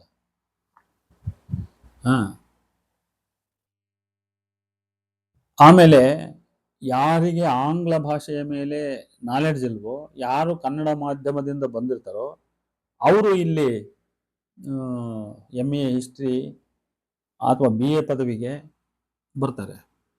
ಆ BA ಪದವೀಧರ ಅವನೊಬ್ಬ ಕಾನೂನು ಶಾಸ್ತ್ರ ಪದವೀಧರನಾಗ್ಲಿಕ್ಕೆ ಅವನಿಗೆ ಇಂಗ್ಲಿಷ್ ನಾಲೆಡ್ಜ್ ಬೇಕು. ಇಂಗ್ಲಿಷ್ ನಾಲೆಡ್ಜ್ ಇಲ್ಲದೆ ಹೋದ್ರೆ ಅವನು ಒಬ್ಬ ಉತ್ತಮ ವಕೀಲನಾಗಿ ಹೊರಗೆ ಬರ್ಲಿಕ್ಕೆ ಅವನಿಗೆ ಸಾಧ್ಯ ಇಲ್ಲ. ಆದ್ರಿಂದ ಈಗ ನಮ್ಮ ಮೂಲ ಪ್ರಶ್ನೆಗಳೇನಂದ್ರೆ, ಡಾಕ್ಟರ್ಗಳು ಇಂಜಿನಿಯರ್ನ ಇಷ್ಟೇ ಸೃಷ್ಟಿ ಮಾಡಿಬಿಟ್ರೆ ಸಾಕ? ನಮ್ಮ ವ್ಯವಸ್ಥೆಗೆ ವಕೀಲರು ಬೇಡವಾ? ನಮ್ಮ ವ್ಯವಸ್ಥೆಗೆ ಇತಿಹಾಸ ತಜ್ಞರು ಬೇಡವಾ? ಸಮಾಜಶಾಸ್ತ್ರ ತಜ್ಞರು ಬೇಡವಾ ಏನ್ರಿ? ಆಮೇಲೆ ಇತಿಹಾಸ ತಜ್ಞರು ಬೇಡವಾ? ಅರ್ಥಶಾಸ್ತ್ರ ತಜ್ಞರು ಬೇಡವಾ? ಇವರಿಂದಲೇ ಇಡೀ ವ್ಯವಸ್ಥೆ, ಡಾಕ್ಟರ್ ಇಂಜಿನಿಯರ್ಗಳು ಇವರಿಬ್ಬರಿಂದಲೇ ಇಡೀ ವ್ಯವಸ್ಥೆ ನಡೆದು ಬಿಡ್ತದ? ಮತ್ತೆ ಈ ರೀತಿ ಮಾಡ್ತಾ ಹೋದ್ರೆ ಮೊದಲು ಈ ಕ್ಷೇತ್ರಗಳ ಮುಂದಿನ ಭವಿಷ್ಯವೇನು ಅನ್ನೋದು ಮೂಲಭೂತ ಪ್ರಶ್ನೆ ಇದೆ. ಈ ಕ್ಷೇತ್ರಗಳ ಮುಂದಿನ ಭವಿಷ್ಯವೇನು? ಇತಿಹಾಸ ಈಗ ನಾವು ಹಿಂದಿಂದೇನೋ ಶೋಧಿಸ್ಕೊಂಡು ಅವತ್ತಿನ ವಿದ್ವಾಂಸರು ಬರೆದು ಕೊಟ್ಟು ಈ ಪುಸ್ತಕ ಮಾಡಿಟ್ಟು ಹೋಗಿದಾರೆ, ಸರಿ, ಓದ್ಕೊಂತ ಹೋಗ್ತಾ ಇದೀವಿ, ಸಾಕು. ಹಂಗಾದ್ರೆ ಇಲ್ಲಿಗೆ ಸ್ಟಾಗ್ನೆಂಟ್ ಅದು. ಇನ್ನು ನಾವು ಇತಿಹಾಸ ತಿಳ್ಕೊಳ್ಳೋದು ಅವತ್ತಿನ ಕಾಲಕ್ಕೆ, ಆ ಏಜ್ಗೆ ಏನು 20-30 ವರ್ಷ. ಈಗ ಬ್ರಿಟಿಷ್ ಕಾಲದಿಂದ ಎಕ್ಸಿಬಿಷನ್ಗಳು ನಡೆಸಿ ವಸಾಹತೋತ್ತರ ಕಾಲ ಭಾರತಕ್ಕೆ ಸ್ವತಂತ್ರ ಬಂದ ಮೇಲೆ ಮುಂದಿನ ಒಂದು 3-4-5 ದಶಕ ಅಂತ ಅನ್ಕೊಳ್ಳೋಣ, ಅಲ್ಲಿಯವರೆಗೂ ಬಹಳ ಇಂಟೆನ್ಸಿವ್ ಆಗಿ ಉತ್ಖನನಗಳು, ಶಾಸನಗಳನ್ನು ಪತ್ತೆ ಹಚ್ಚತಕ್ಕಂಥದ್ದು, ಶಾಸನಗಳನ್ನು ಓದ್ತಕ್ಕಂಥದ್ದು, ಹೊಸ ಅವಶೇಷಗಳನ್ನ ತೆಗಿತಕ್ಕಂಥದ್ದು, ಅದರ ಮುಖಾಂತರ ಇತಿಹಾಸವನ್ನು ಪುನರ್ರಚಿಸ್ತಕ್ಕಂಥ ಇದೆಲ್ಲ ಒಂದು ಕೆಲಸ ಅಲ್ಲಿ ನಡೆದಿದೆ. ಅದೇ ರೀತಿ ಈಗ ಸಮಾಜಶಾಸ್ತ್ರ, ಮನುಷ್ಯರ ಆಂಥ್ರೋಪಾಲಜಿ ಇರ್ಬೋದು, ಮತ್ತೊಂದಿರ್ಬೋದು, ಅಲ್ಲಿ ಅಧ್ಯಯನಗಳು ಒಂದು ಹಂತಕ್ಕೆ ನಡೆದಿದ್ದಾವೆ. ಆದ್ರೆ ಅಷ್ಟೇ ಸಾಕ? ಅಲ್ಲಿಗೆ ನಿಂತು ಹೋಗ್ಬಿಡ್ಬೇಕಾ ಇದು? ಈ ಇಲಾಖೆಗಳು ಮುಂದುವರೆದು ಬೆಳೆಯೋದ್ ಬೇಡವಾ? ಅಥವಾ ಹೊಸ ಅಧ್ಯಯನಗಳು ಆಗೋದ್ ಬೇಡವಾ? ಈ ಎಲ್ಲ ಚರಿತ್ರೆಯಲ್ಲಿ ಮುಗ್ದೇ ಹೋಗ್ಬಿಟ್ಟಿದೆಯಾ? ಇದು ಮೂಲ ಪ್ರಶ್ನೆ. ಈಗ ಭಾಷಾಶಾಸ್ತ್ರಜ್ಞ ಹಿಂದಕ್ಕೆ ಅವ್ರು ಬರೆದ್ರು, ನಿಘಂಟು ಬರೆದ್ರು, ಎಲ್ಲ ಬರೆದ್ರು, ಸರಿ. ಆದ್ರೆ ಕನ್ನಡದಲ್ಲೇ ನಾನೀಗ ಮಾತಾಡೋದಾದ್ರೆ, ಇಂಗ್ಲಿಷ್ ಭಾಷೆಯಲ್ಲಿ ಈಡಿಯಮ್ಸ್ಗಳು ಮತ್ತು ಫ್ರೇಸಸ್ಗಳು ಅಂತ ನಾವು ತೆಗೆದು ನೋಡಿದ್ರೆ ಅವೆಲ್ಲವೂ ಕೂಡ ಇವತ್ತು ಡಿಕ್ಷನರಿಯ ಭಾಗವಾಗಿದ್ದಾವೆ. ಆದ್ರೆ ಕನ್ನಡದಲ್ಲಿ ಆಗಿಲ್ವಲ್ಲ. ಕನ್ನಡದಲ್ಲಿ ಎಷ್ಟೋ ಪಡೆನುಡಿಗಳಿದ್ದಾವೆ. ಮೈಸೂರಿನಿಂದ ಬೀದರ್ ತನಕ ಪ್ರತಿ 50 ಕಿಲೋಮೀಟರ್ಗೆ ನಮ್ಮ ಭಾಷಾ ವೈವಿಧ್ಯತೆ ಇದೆ. ಅಲ್ಲಲ್ಲಿಯ ಸ್ಲ್ಯಾಂಗ್ ವರ್ಡ್ಸ್ ಅಂತೀವಿ, ಲೋಕಲ್ ಆಗಿ ಬಳಸ್ತಕ್ಕಂಥ ಅನೇಕ ದೇಶೀಯ ಪದಗಳಿದಾವೆ. ಈ ಎಲ್ಲ ಪದಗಳನ್ನ ಭಾಷಾಶಾಸ್ತ್ರಜ್ಞರು ಅವುಗಳನ್ನ ಕಲೆಕ್ಟ್ ಮಾಡಿ ಅವರೆಲ್ಲ ಅದನ್ನೊಂದು ಗ್ರಂಥಗೊಳಿಸ್ಲಿಕ್ಕೆ ಅಷ್ಟೊತ್ತಿಗಾಗಲೇ ಆ ಭಾಷೆ ಆಡುವ ಜನವೇ ನಾಶವಾಗಿ ಹೋಗ್ಬಿಟ್ಟಿದೆ ಅಲ್ಲ already. They are on the verge of extinct. ಯಾಕೆಂದ್ರೆ ಈಗ ಇರ್ತಕ್ಕಂಥ ನಮ್ಮ ಸುತ್ತ ಇರುವ ಜನ ಎಲ್ಲ ಕಂಗ್ಲೀಷ್ ಜನರೇ ಬರುತ್ತೋ, ಇವ್ರು ಯಾರು ಕನ್ನಡಿಗರು ಅಲ್ಲ, ಇಂಗ್ಲಿಷ್ ಜನರು ಅಲ್ಲ. ಯಾಕಂದ್ರೆ ಅವರಿಗೆ ಸಂಪೂರ್ಣ ಇಂಗ್ಲಿಷ್ ಮಾತಾಡೋಕ್ಕೂ ಬರಲ್ಲ, ಸಂಪೂರ್ಣ ಪರಿಶುದ್ಧವಾದ ಕನ್ನಡ ಮಾತಾಡೋಕ್ಕೂ ಬರಲ್ಲ. ಇಂಗ್ಲಿಷ್ ಪದಗಳನ್ನ ನಮ್ಮ ಮಾತಿನಲ್ಲಿ ಬೆರೆಸಿ ಮಾತಾಡೋದೇ ನಾವು ಕನ್ನಡ ಅಂತ ತಿಳ್ಕೊಂಡಿದ್ದೀವಿ. ಒಂದು ಮಾತು 10 ಪದಗಳ ಒಂದು ಮಾತು ಮಾತಾಡಿದ್ರೆ 5 ಪದ ಕನ್ನಡ ಇರ್ತಾವ, 5 ಪದ ಇಂಗ್ಲಿಷ್ ಇರ್ತಾವ. ಇಂಥ ಪರಿಸ್ಥಿತಿಯಲ್ಲಿ ನಮ್ಮ ಹಳೆಯ ದೇಶೀಯ ಪದಗಳು, ಅಚ್ಚ ಪದಗಳು, ನಾನು ಸುಮಾರಾಗಿ ನನ್ನ ಕ್ಲಾಸ್ ರೂಮ್ನಲ್ಲಿ ಎಷ್ಟೋ ಮಕ್ಕಳನ್ನ ಪ್ರಶ್ನೆ ಕೇಳಿದ್ದೆ ನಾನು. ತಮ್ಮ, ಒಂದು ದೇವಸ್ಥಾನ ಗುಡಿ ಅನ್ನೋದು ಇರ್ತೈತಲ್ಲಪ್ಪ, ಆ ಗುಡಿ ಸುತ್ತ ಒಂದು ಗೋಡೆ ಕಟ್ಟಿರ್ತಾರಲ್ಲ, ಅದಕ್ಕೆ ಏನಂತಾರೆ? ಮಕ್ಕಳ ಬಾಯಿಗೆ ಬಂದದ್ದು ಕಾಂಪೌಂಡ್ ಅಂತ ಬಂತ ಹೊರತು ಪೌಳಿ ಅಂತ ಯಾರ ಬಾಯಿಗೂ ಬರಲಿಲ್ಲ. ಅದಕ್ಕೆ ಪೌಳಿ ಅಂತಾರ ಅಂತ ಬರಲಿಲ್ಲ ಯಾರ ಬಾಯಿಗೂ. ಪೌಳಿ ಅನ್ನೋದು ಶುದ್ಧ ಕನ್ನಡ ಪದ ಅದು. ಅದೇ ರೀತಿ ನಾವು ಮಾಲಿಕಂಡಾಗ ಮೇಲೆ ಹೊಚ್ಕೊಳ್ತಿದ್ವಿ, ಆಮೇಲೆ ಒಂದು ತಡಿ ಗಿಡಿ ಇರ್ತೈತಲ್ಲಪ್ಪ, ಅದ್ರ ಮೇಲೆ ಹಾಸ್ತೀವಲ್ಲ, ಅದಕ್ಕೆ ಏನಂತಾರ? ಅವ್ರು ಬೆಡ್ ಶೀಟು ಬೆಡ್ ಕವರು ಅಂತ ಹೇಳಿದ್ರೆ ಹೊರತು ಅದಕ್ಕೆ ಹಚ್ಚಡ ಅಂತಲೋ ಅಥವಾ ದುಪ್ಪಡಿ ಅಂತಲೋ, ದುಪ್ಪಟ, ಹಚ್ಚಡ, ಇದು ಕನ್ನಡ ಪದ ಇದು. ಈ ಭಾಷೆ ಅವ್ರ ಹತ್ರ ಬರಲೇ ಇಲ್ಲ. ನಾನು ಇದನ್ನು ಪರೀಕ್ಷೆ ಮಾಡಿದ್ದೀನಿ ಮಕ್ಕಳಿಗೆ, PUC ಮಕ್ಕಳಿಗೆ ಪರೀಕ್ಷೆ ಮಾಡಿದ್ದೀನಿ. ಅಂದ್ರೆ ಅರ್ಥ ಏನು? ಈಗಾಗಲೇ ಇಂಗ್ಲಿಷ್ ಅಂತಕ್ಕಂಥದ್ದು ನಮ್ಮ ನಿತ್ಯ ಜೀವನದ ಭಾಷೆಯಾಗಿ ನಮ್ಗೆ ಮೈಗೊಂಡ್ಬಿಟ್ಟದ್ದು. ಹಂಗಿದ್ದಾಗ ಕನ್ನಡ ಭಾಷೆ ಅನ್ನೋದೇ ಇಲ್ಲ. ಈ ಕಾರಣಕ್ಕಾಗಿ ಭಾಷಾಶಾಸ್ತ್ರಜ್ಞರು ಭಾಷೆಯನ್ನು ಅಧ್ಯಯನ ಮಾಡ್ತಕ್ಕಂಥ ಅವಶ್ಯಕತೆ ಇದೆ. ಸಮಾಜಶಾಸ್ತ್ರಜ್ಞರು ಸಮಾಜವನ್ನು, ಈಗ ನಮ್ಮ ಎಷ್ಟೋ ಜನಾಂಗದಲ್ಲಿ ಏನೇನೋ ಫಲ, ಗೋತ್ರ, ಬೆಳಗು, ಪಡಗು ಅಂತ ಇಂಥವೆಲ್ಲ ಇದ್ದಾವೆ. ಅವು ಆಧುನಿಕರಿಗೆ ಎಷ್ಟು ಆಶ್ಚರ್ಯ ಆಗ್ಬಿಟ್ಟವು. ಹಂಗಂದ್ರೆ ಏನು ಅಂತಂದು, ಈಗ ಅಡಿಕೆಲೆರು, ಚೆಟ್ಟೆಲೆರು, ಆಮೇಲೆ ಎಂಥರು ತೊಂಡ್ಲರು, ಕೊಡ್ಲೆರು, ಹಿಂಗೆಲ್ಲ ಏನೇನೋ ಬೆಡಗಿನ ಹೆಸರುಗಳು ಇರ್ತವೆ, ಶಾವಂತ್ಲರು, ಹಿಂಗೆ. ಈಗ ಒಬ್ರು ಯಾರೋ, ನಾನು ಒಂದು ಮ್ಯಾರೇಜ್ ಗ್ರೂಪ್ ವಾಟ್ಸಪ್ ಗ್ರೂಪ್ ಮಾಡಿದ್ದೀನಿ, ಅದಕ್ಕೆ ಕೆಲವು ಬಯೋಡಾಟಾಗಳು ಬರ್ತಾ ಇರ್ತವೆ ನೋಡ್ರಿ. ಅದು ಚಟ್ಟಿ ಎಲೆ ಅಂತ. ಚಟ್ಟಿ ಎಲೆ, ಒಂದು ಚಟ್ಟಿ ಎಲೆ ಅಂದ್ರೆ 100 ಒಂದು ಚಟ್ಟಿ ಎಲೆರು ಅಂತ. ಅದು ಚಟ್ಟಿ ಎಲೆರು ಹೋಗಿ ಶೆಟ್ಟೆಲೆರು ಆಗ್ತದೆ. ಶೆಟ್ಟೆಲೆರು ಹೋಗಿ ಶೆಟ್ಟಿ ಹಳ್ಳಿಯರಾಗಿಬಿಡ್ತು. ಯಾರೋ ಒಬ್ರು ಬಯೋಡಾಟಾ ಕಳಿಸಿದ್ರು ನನಗೆ, ಶೆಟ್ಟಿ ಹಳ್ಳಿ ಅಂತ ಕಳಿಸಿದ್ರು. ಅಂದ್ರೆ ಅವರಿಗೆ ಅದರದ್ದು ಮೂಲ ಶಬ್ದನೇ ಗೊತ್ತಿಲ್ಲ ಅವರಿಗೆ. ಇದು ಚೆಟ್ಟೆಲೆರ್ ಅನ್ನೋ ಶಬ್ದನೇ ಗೊತ್ತಿಲ್ಲ.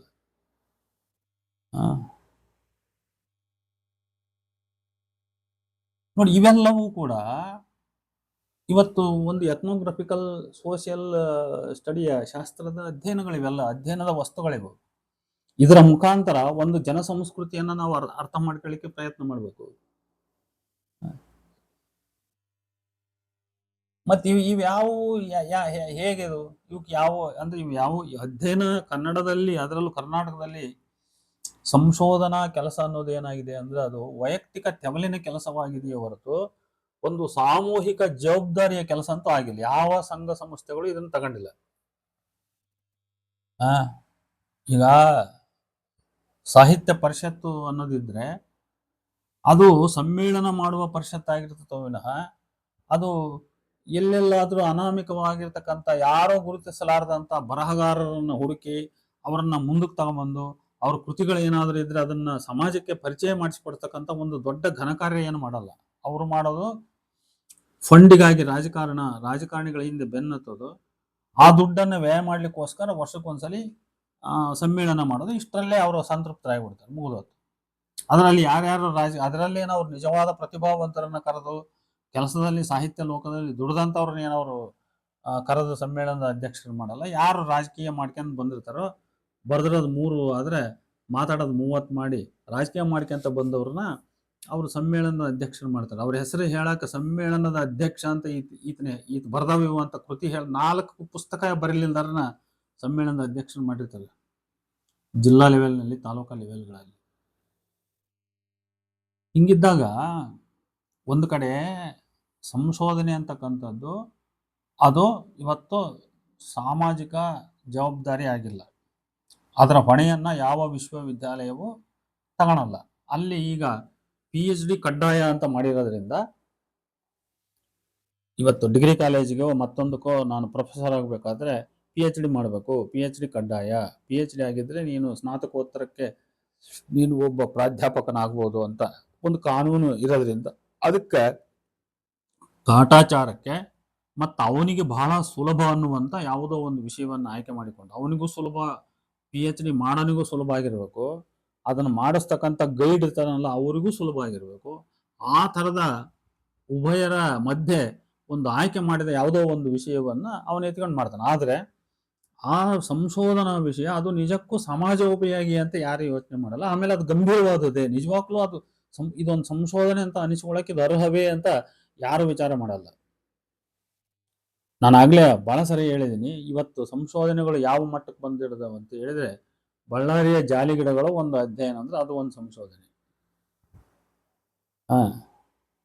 ಬಳ್ಳಾರಿಯ ಜಾಲಿ ಗಿಡಗಳು ಒಂದು ಅಧ್ಯಯನ ಅಂದ್ರೆ ಒಂದು ಸಂಶೋಧನೆ. ಆಮೇಲೆ ಕಳ್ಳ ಸಂಶೋಧನೆಗಳು ಎಷ್ಟು ನಡೀತಾವ ಅಂದ್ರೆ, ಎಲ್ಲೋ ಯಾವುದೋ ಒಂದು ಉತ್ತರ ಭಾರತದ ಯಾವುದೋ ಒಂದು ಜಿಲ್ಲೆಯಲ್ಲಿ ಒಂದು ಕೆರೆ ಅಧ್ಯಯನ ಮಾಡಿದ್ದು ಒಂದು ಥೇಸಿಸ್ ಯಾವ್ದಾದ್ರು ಕೈ ಸಿಕ್ಬಿಡ್ತಂದ್ರೆ ಆ ಥೇಸಿಸ್ನ ಕಾಪಿ ಹೊಡೆದು ಅದನ್ನು ಕರ್ನಾಟಕದ ಇನ್ಯಾವುದೋ ಒಂದು ಜಿಲ್ಲೆಯ ಕೆರೆಗಳು ಅಂತ ಅದನ್ನು ಮಾರ್ಪಡಿಸಿ ಆಸ್ ಇಟ್ ಈಸ್ ಅದೇ ಭಾಷೆ ಅದೇ ವಿಚಾರಗಳೇ, ಸುಮ್ಮನೆ ಕೆರೆ ಹೆಸರು ಚೇಂಜ್ ಮಾಡ್ಬಿಡೋದಿಲ್ಲ, ಅದನ್ನು ಸಬ್ಮಿಟ್ ಮಾಡಿ PhD ಪಡಿತಕ್ಕಂಥ ವ್ಯವಸ್ಥೆ ಇಲ್ಲಿ ನಮ್ಮಲ್ಲಿ ನಡೀತಾ ಇದೆ. ಅದರಿಂದ ಗಂಭೀರವಾದ ಅಧ್ಯಯನ, ಗಂಭೀರವಾದ ಸಂಶೋಧನೆ, ಸಮಾಜೋಪಯೋಗಿ ಮತ್ತು ಸಮಾಜಮುಖಿ ಅಧ್ಯಯನಗಳು, ಸಮಾಜೋಪಯೋಗಿ ಅಧ್ಯಯನಗಳು ಆಗಬೇಕಲ್ಲ. ಈ ಕಡೆಗೆ ನಮ್ಮ ವಿದ್ಯಾಕ್ಷೇತ್ರದ ಲಕ್ಷ್ಯ ಇಲ್ಲ. ಇವ್ರ ಲಕ್ಷ್ಯ ಏನಿದ್ರು ಪ್ರೊಫೆಷನಲ್ ಓರಿಯೆಂಟೆಡ್ ಎಜುಕೇಶನ್ ಕೊಡೋದು ಇವರ ಮೊದಲ ಆದ್ಯತೆ. ಸರಿ ಬಿಡು, ಹೊಟ್ಟೆಗೆ ಅನ್ನ ಬೇಕು, ನಾವು ಉದ್ಯೋಗ ಕೇಂದ್ರಿತವಾದ ಉದ್ಯೋಗ ದೃಷ್ಟಿಯಿಂದ ನಾವು ಶಿಕ್ಷಣವನ್ನು ಕೊಡೋಣ, ಶಿಕ್ಷಣವನ್ನು ಪಡ್ಕೊಳ್ಳೋಣ, ಕೆಲಸ ಮಾಡೋಣ, ಅದು ಮಾತು ಬೇರೆ. ಅದೇ ಹೊತ್ತಿನಲ್ಲಿ ಈ ಎಲ್ಲ ಶಾಖೆಗಳ ಏನಾಗಬೇಕು? ಇವತ್ತು ಸಾವಿರ ಸಂಖ್ಯೆಯಲ್ಲಿ ಇವತ್ತು ಇಂಜಿನಿಯರಿಂಗ್ ಕಾಲೇಜ್ಗಳು ಹುಟ್ಟಿದಾವೆ, ಅದರಲ್ಲಿ ಸಾವಿರ ಸೀಟ್ ಖಾಲಿ ಇದಾವೆ. ಆ 1000 ಸೀಟ್ ಖಾಲಿ ಇರೋ ಸೀಟ್ಗಳನ್ನು ತುಂಬೋದಕ್ಕೋಸ್ಕರ ಒಂದು ವರ್ಷದಲ್ಲಿ 3 ಪರೀಕ್ಷೆಗಳನ್ನು ಮಾಡಿ ಅವರಿಗೆ ವಿದ್ಯಾರ್ಥಿಗಳನ್ನ ಸಪ್ಲೈ ಮಾಡ್ತಕ್ಕಂಥ ಒಂದು ಉದ್ದೇಶಕ್ಕೋಸ್ಕರವೇ ಎಕ್ಸಾಮ್ಗಳನ್ನ ನಡೆಸೋದಾದ್ರೆ ಶಿಕ್ಷಣದ ಕ್ವಾಲಿಟಿ ಎಲ್ಲಿ ಬರ್ತದೆ ಇದು? ಹಾಗಾಗಿ ಇವತ್ತು ಏನಾಗಿದೆ ಅಂತ ಹೇಳಿದ್ರೆ, ಗುಣಾತ್ಮಕ ಶಿಕ್ಷಣದ ಕಡೆ ಲಕ್ಷ್ಯ ಇಲ್ಲ, ಪ್ರಮಾಣಾತ್ಮಕ ಶಿಕ್ಷಣದ ಕಡೆ ಲಕ್ಷ್ಯ ಇದೆ. ಹೊಟ್ಟೆಗಾಗಿ ಶಿಕ್ಷಣ ಬೇರೆ, ನೆತ್ತಿಗಾಗಿ ಶಿಕ್ಷಣ ಬೇರೆ. ಹೊಟ್ಟೆಗಾಗಿ ಶಿಕ್ಷಣಕ್ಕೆ ಮಹತ್ವ ಇದೆ ಇವತ್ತು, ನೆತ್ತಿಗಾಗಿ ಶಿಕ್ಷಣಕ್ಕೆ ಮಹತ್ವ ಇಲ್ಲ. ಅಂದ್ರೆ education for knowledge sake, education for stomach sake ಅಂತ ಹೇಳ್ತೇನೆ ನಾನು. ಎಜುಕೇಶನ್ ಫಾರ್ ಸ್ಟಮಕ್ ಸೇಕ್ ಅಂದ್ರೆ ನಮ್ಮ ಹೊಟ್ಟೆಗಾಗಿ, ನಮ್ಮ ವೃತ್ತಿಗಾಗಿ, ನಮ್ಮ ಜೀವನಕ್ಕೆ ಒಂದು ವೃತ್ತಿ ಬೇಕಪ್ಪ.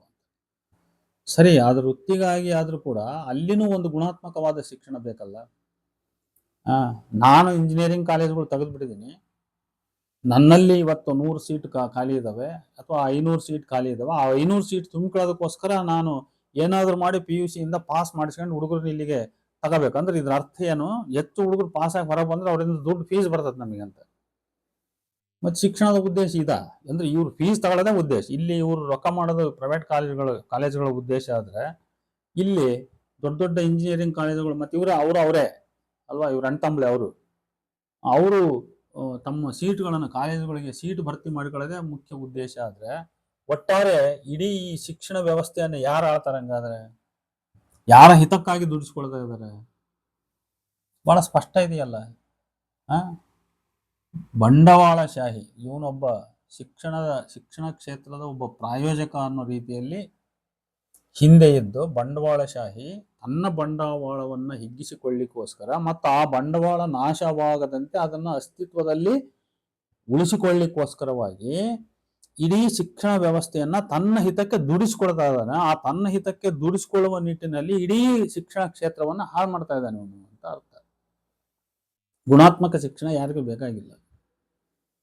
ಅದರಿಂದ ಇವತ್ತು ಏನಾಗಿದೆ ಅಂದ್ರೆ, ಸುಮ್ಮನೆ ಅವ್ರಿಗೆ ಟೆಸ್ಟು ಅದು ಇದು ಅದಲ್ಲ ಶಿಕ್ಷಣ. ನೋಡ್ರಿ, ನಮ್ಮ ಮಕ್ಕಳು ಬೋಧನೆಯನ್ನ ಚೆನ್ನಾಗಿ ಕೇಳಬೇಕು, ಅವರು ಆಲೋಚಿಸುವಂತಾಗಬೇಕು, ಅವ್ರ ಮನಸ್ಸಿನೊಳಗೆ ಏನೇನೋ ವಿಚಾರಗಳು ಹೊಳಿಬೇಕು, ಅವರು ಅದನ್ನ ಪ್ರೆಸೆಂಟ್ ಮಾಡೋದು ಕಲಿಬೇಕು, ಬರೆಯೋದನ್ನ ಕಲಿಬೇಕು, ಅರ್ಥ ಮಾಡ್ಕೊಳ್ಳೋದನ್ನ ಕಲಿಬೇಕು, ಆಲೋಚಿಸುವುದನ್ನು ಕಲಿಬೇಕು. ಎಲ್ಲದಕ್ಕಿಂತ ಮುಖ್ಯವಾಗಿ ಆಲೋಚನೆ ಮಾಡುವುದನ್ನು ಕಲಿಬೇಕು. ಇದು ಶಿಕ್ಷಣದ ಮೂಲ ಉದ್ದೇಶವಾಗಬೇಕ ವಿನಃ ಅವಾಗ ನಿಜವಾದ ಸಂಶೋಧನೆ ಹುಟ್ಟುತ್ತದೆ, ಅವಾಗ ನಿಜವಾದ ತಂತ್ರಜ್ಞಾನ ಹುಟ್ಟುತ್ತದೆ, ನಿಜವಾದ ತಜ್ಞರು ಶಾಸ್ತ್ರಜ್ಞರು ಅವತ್ತು ಹುಡ್ತಾರೆ, ಭಾಷಾಶಾಸ್ತ್ರಜ್ಞರು ಹುಡ್ತಾರೆ, ಇತಿಹಾಸ ತಜ್ಞರು ಹುಡ್ತಾರೆ. ಆದ್ರೆ ನಮ್ಮಲ್ಲಿ ಇವತ್ತು ಆಲೋಚನೆ ಮಾಡುವ ಶಿಕ್ಷಣ ಯಾರಿಗೂ ಬೇಕಾಗಿಲ್ಲ. ಯಾಕಂದ್ರೆ ಬೋಧನೆ ನಡೆಯೋದೇ ಅಲ್ಪ. ಬೋಧನಾ ಅವಧಿ ಬೇಕಾದ್ರೆ ನೀವು ಇಡೀ ಒಂದು ವರ್ಷದ ಟೋಟಲ್ ಪೀರಿಯಡ್ಸ್, ನಾವು ವೃತ್ತಿಗೆ ಆರಂಭದಲ್ಲಿ ಮೊದಲು ಸೇರಿದಾಗ ಒಂದು ಸಪ್ಲಿಮೆಂಟರಿ ಎಕ್ಸಾಮ್ ಇತ್ತು, ಅಕ್ಟೋಬರ್ ತಿಂಗಳಲ್ಲಿ ನಡೆಯೋದು. ನಾವು ಜೂನ್ ಜುಲೈನಲ್ಲಿ ಕ್ಲಾಸ್ ಪ್ರಾರಂಭ ಮಾಡಿದರೆ ಮಧ್ಯಕ್ಕೆ ಒಂದು ಕಿರು ಪರೀಕ್ಷೆ ಅಂತ ಮಾಡಿ ಅಕ್ಟೋಬರ್ ರಜೆ ಬಿಡೋ ತನಕ ನಾವು ಪಾಠ ಮಾಡ್ಕೊಂತ ಹೋಗ್ತಿದ್ವಿ. ಅಕ್ಟೋಬರ್ ರಜೆ ಆಗಿ ರೀಓಪನ್ ಆದಮೇಲೆ ಮತ್ತೆ ಒಂದು ಮಧ್ಯವಾರ್ಷಿಕ ಪರೀಕ್ಷೆ ಅಂತ ಮಾಡ್ತಿದ್ವಿ. ಆಮೇಲೆ ಇನ್ನೊಂದು ಪ್ರಿಪರೇಟರಿ ಅಂತ ಮಾಡ್ತಿದ್ರು. ಆ ಪ್ರಿಪರೇಟರಿ ಮಧ್ಯೆ ಏನಾದರೂ ಇನ್ನೊಂದು ಸೆಕೆಂಡ್ ಟೆಸ್ಟ್ ಅಂತ ಮಾಡ್ಬೋದು. ಅಂದರೆ 2 ಟೆಸ್ಟು, ಒಂದು ಮಧ್ಯವಾರ್ಷಿಕ, ಒಂದು ಪ್ರಿಪರೇಟರಿ, ಆಮೇಲೆ ಒಂದು ಅನ್ಯುವಲ್ ಎಕ್ಸಾಮಿನೇಷನ್. ಇಷ್ಟು ಮೌಲ್ಯಮಾಪನವನ್ನು ಮಾಡಿ ಮಕ್ಕಳಿಗೆ ನಾವು ನಿಮ್ಮ ಪ್ರೋಗ್ರೆಸ್ ಹಿಂಗೆ ಅಂತ ತಿಳಿಸಿ ನಾವು ವರ್ಷದುದ್ದಕ್ಕೂ ಪಾಠ ಮಾಡ್ತಕ್ಕಂಥದ್ದು. ಅವರಿಗೆ ಏನಾದರೂ ನೋಟ್ಸ್ ಕೊಡೋದಾಗಲಿ ಅಥವಾ ಅವರಿಗೆ ಏನಾದರೂ ಅಸೈನ್ಮೆಂಟ್ ಮತ್ತೊಂದು ಇಂಥದ್ದು ಏನಾದರೂ ಇದ್ದರೆ ಅದು ಮಾಡ್ತಿದ್ವಿ. ಈಗ ಇವತ್ತು ಏನಾಗಿದೆ ಅಂತ ಹೇಳಿದರೆ ಪೂರ್ಣ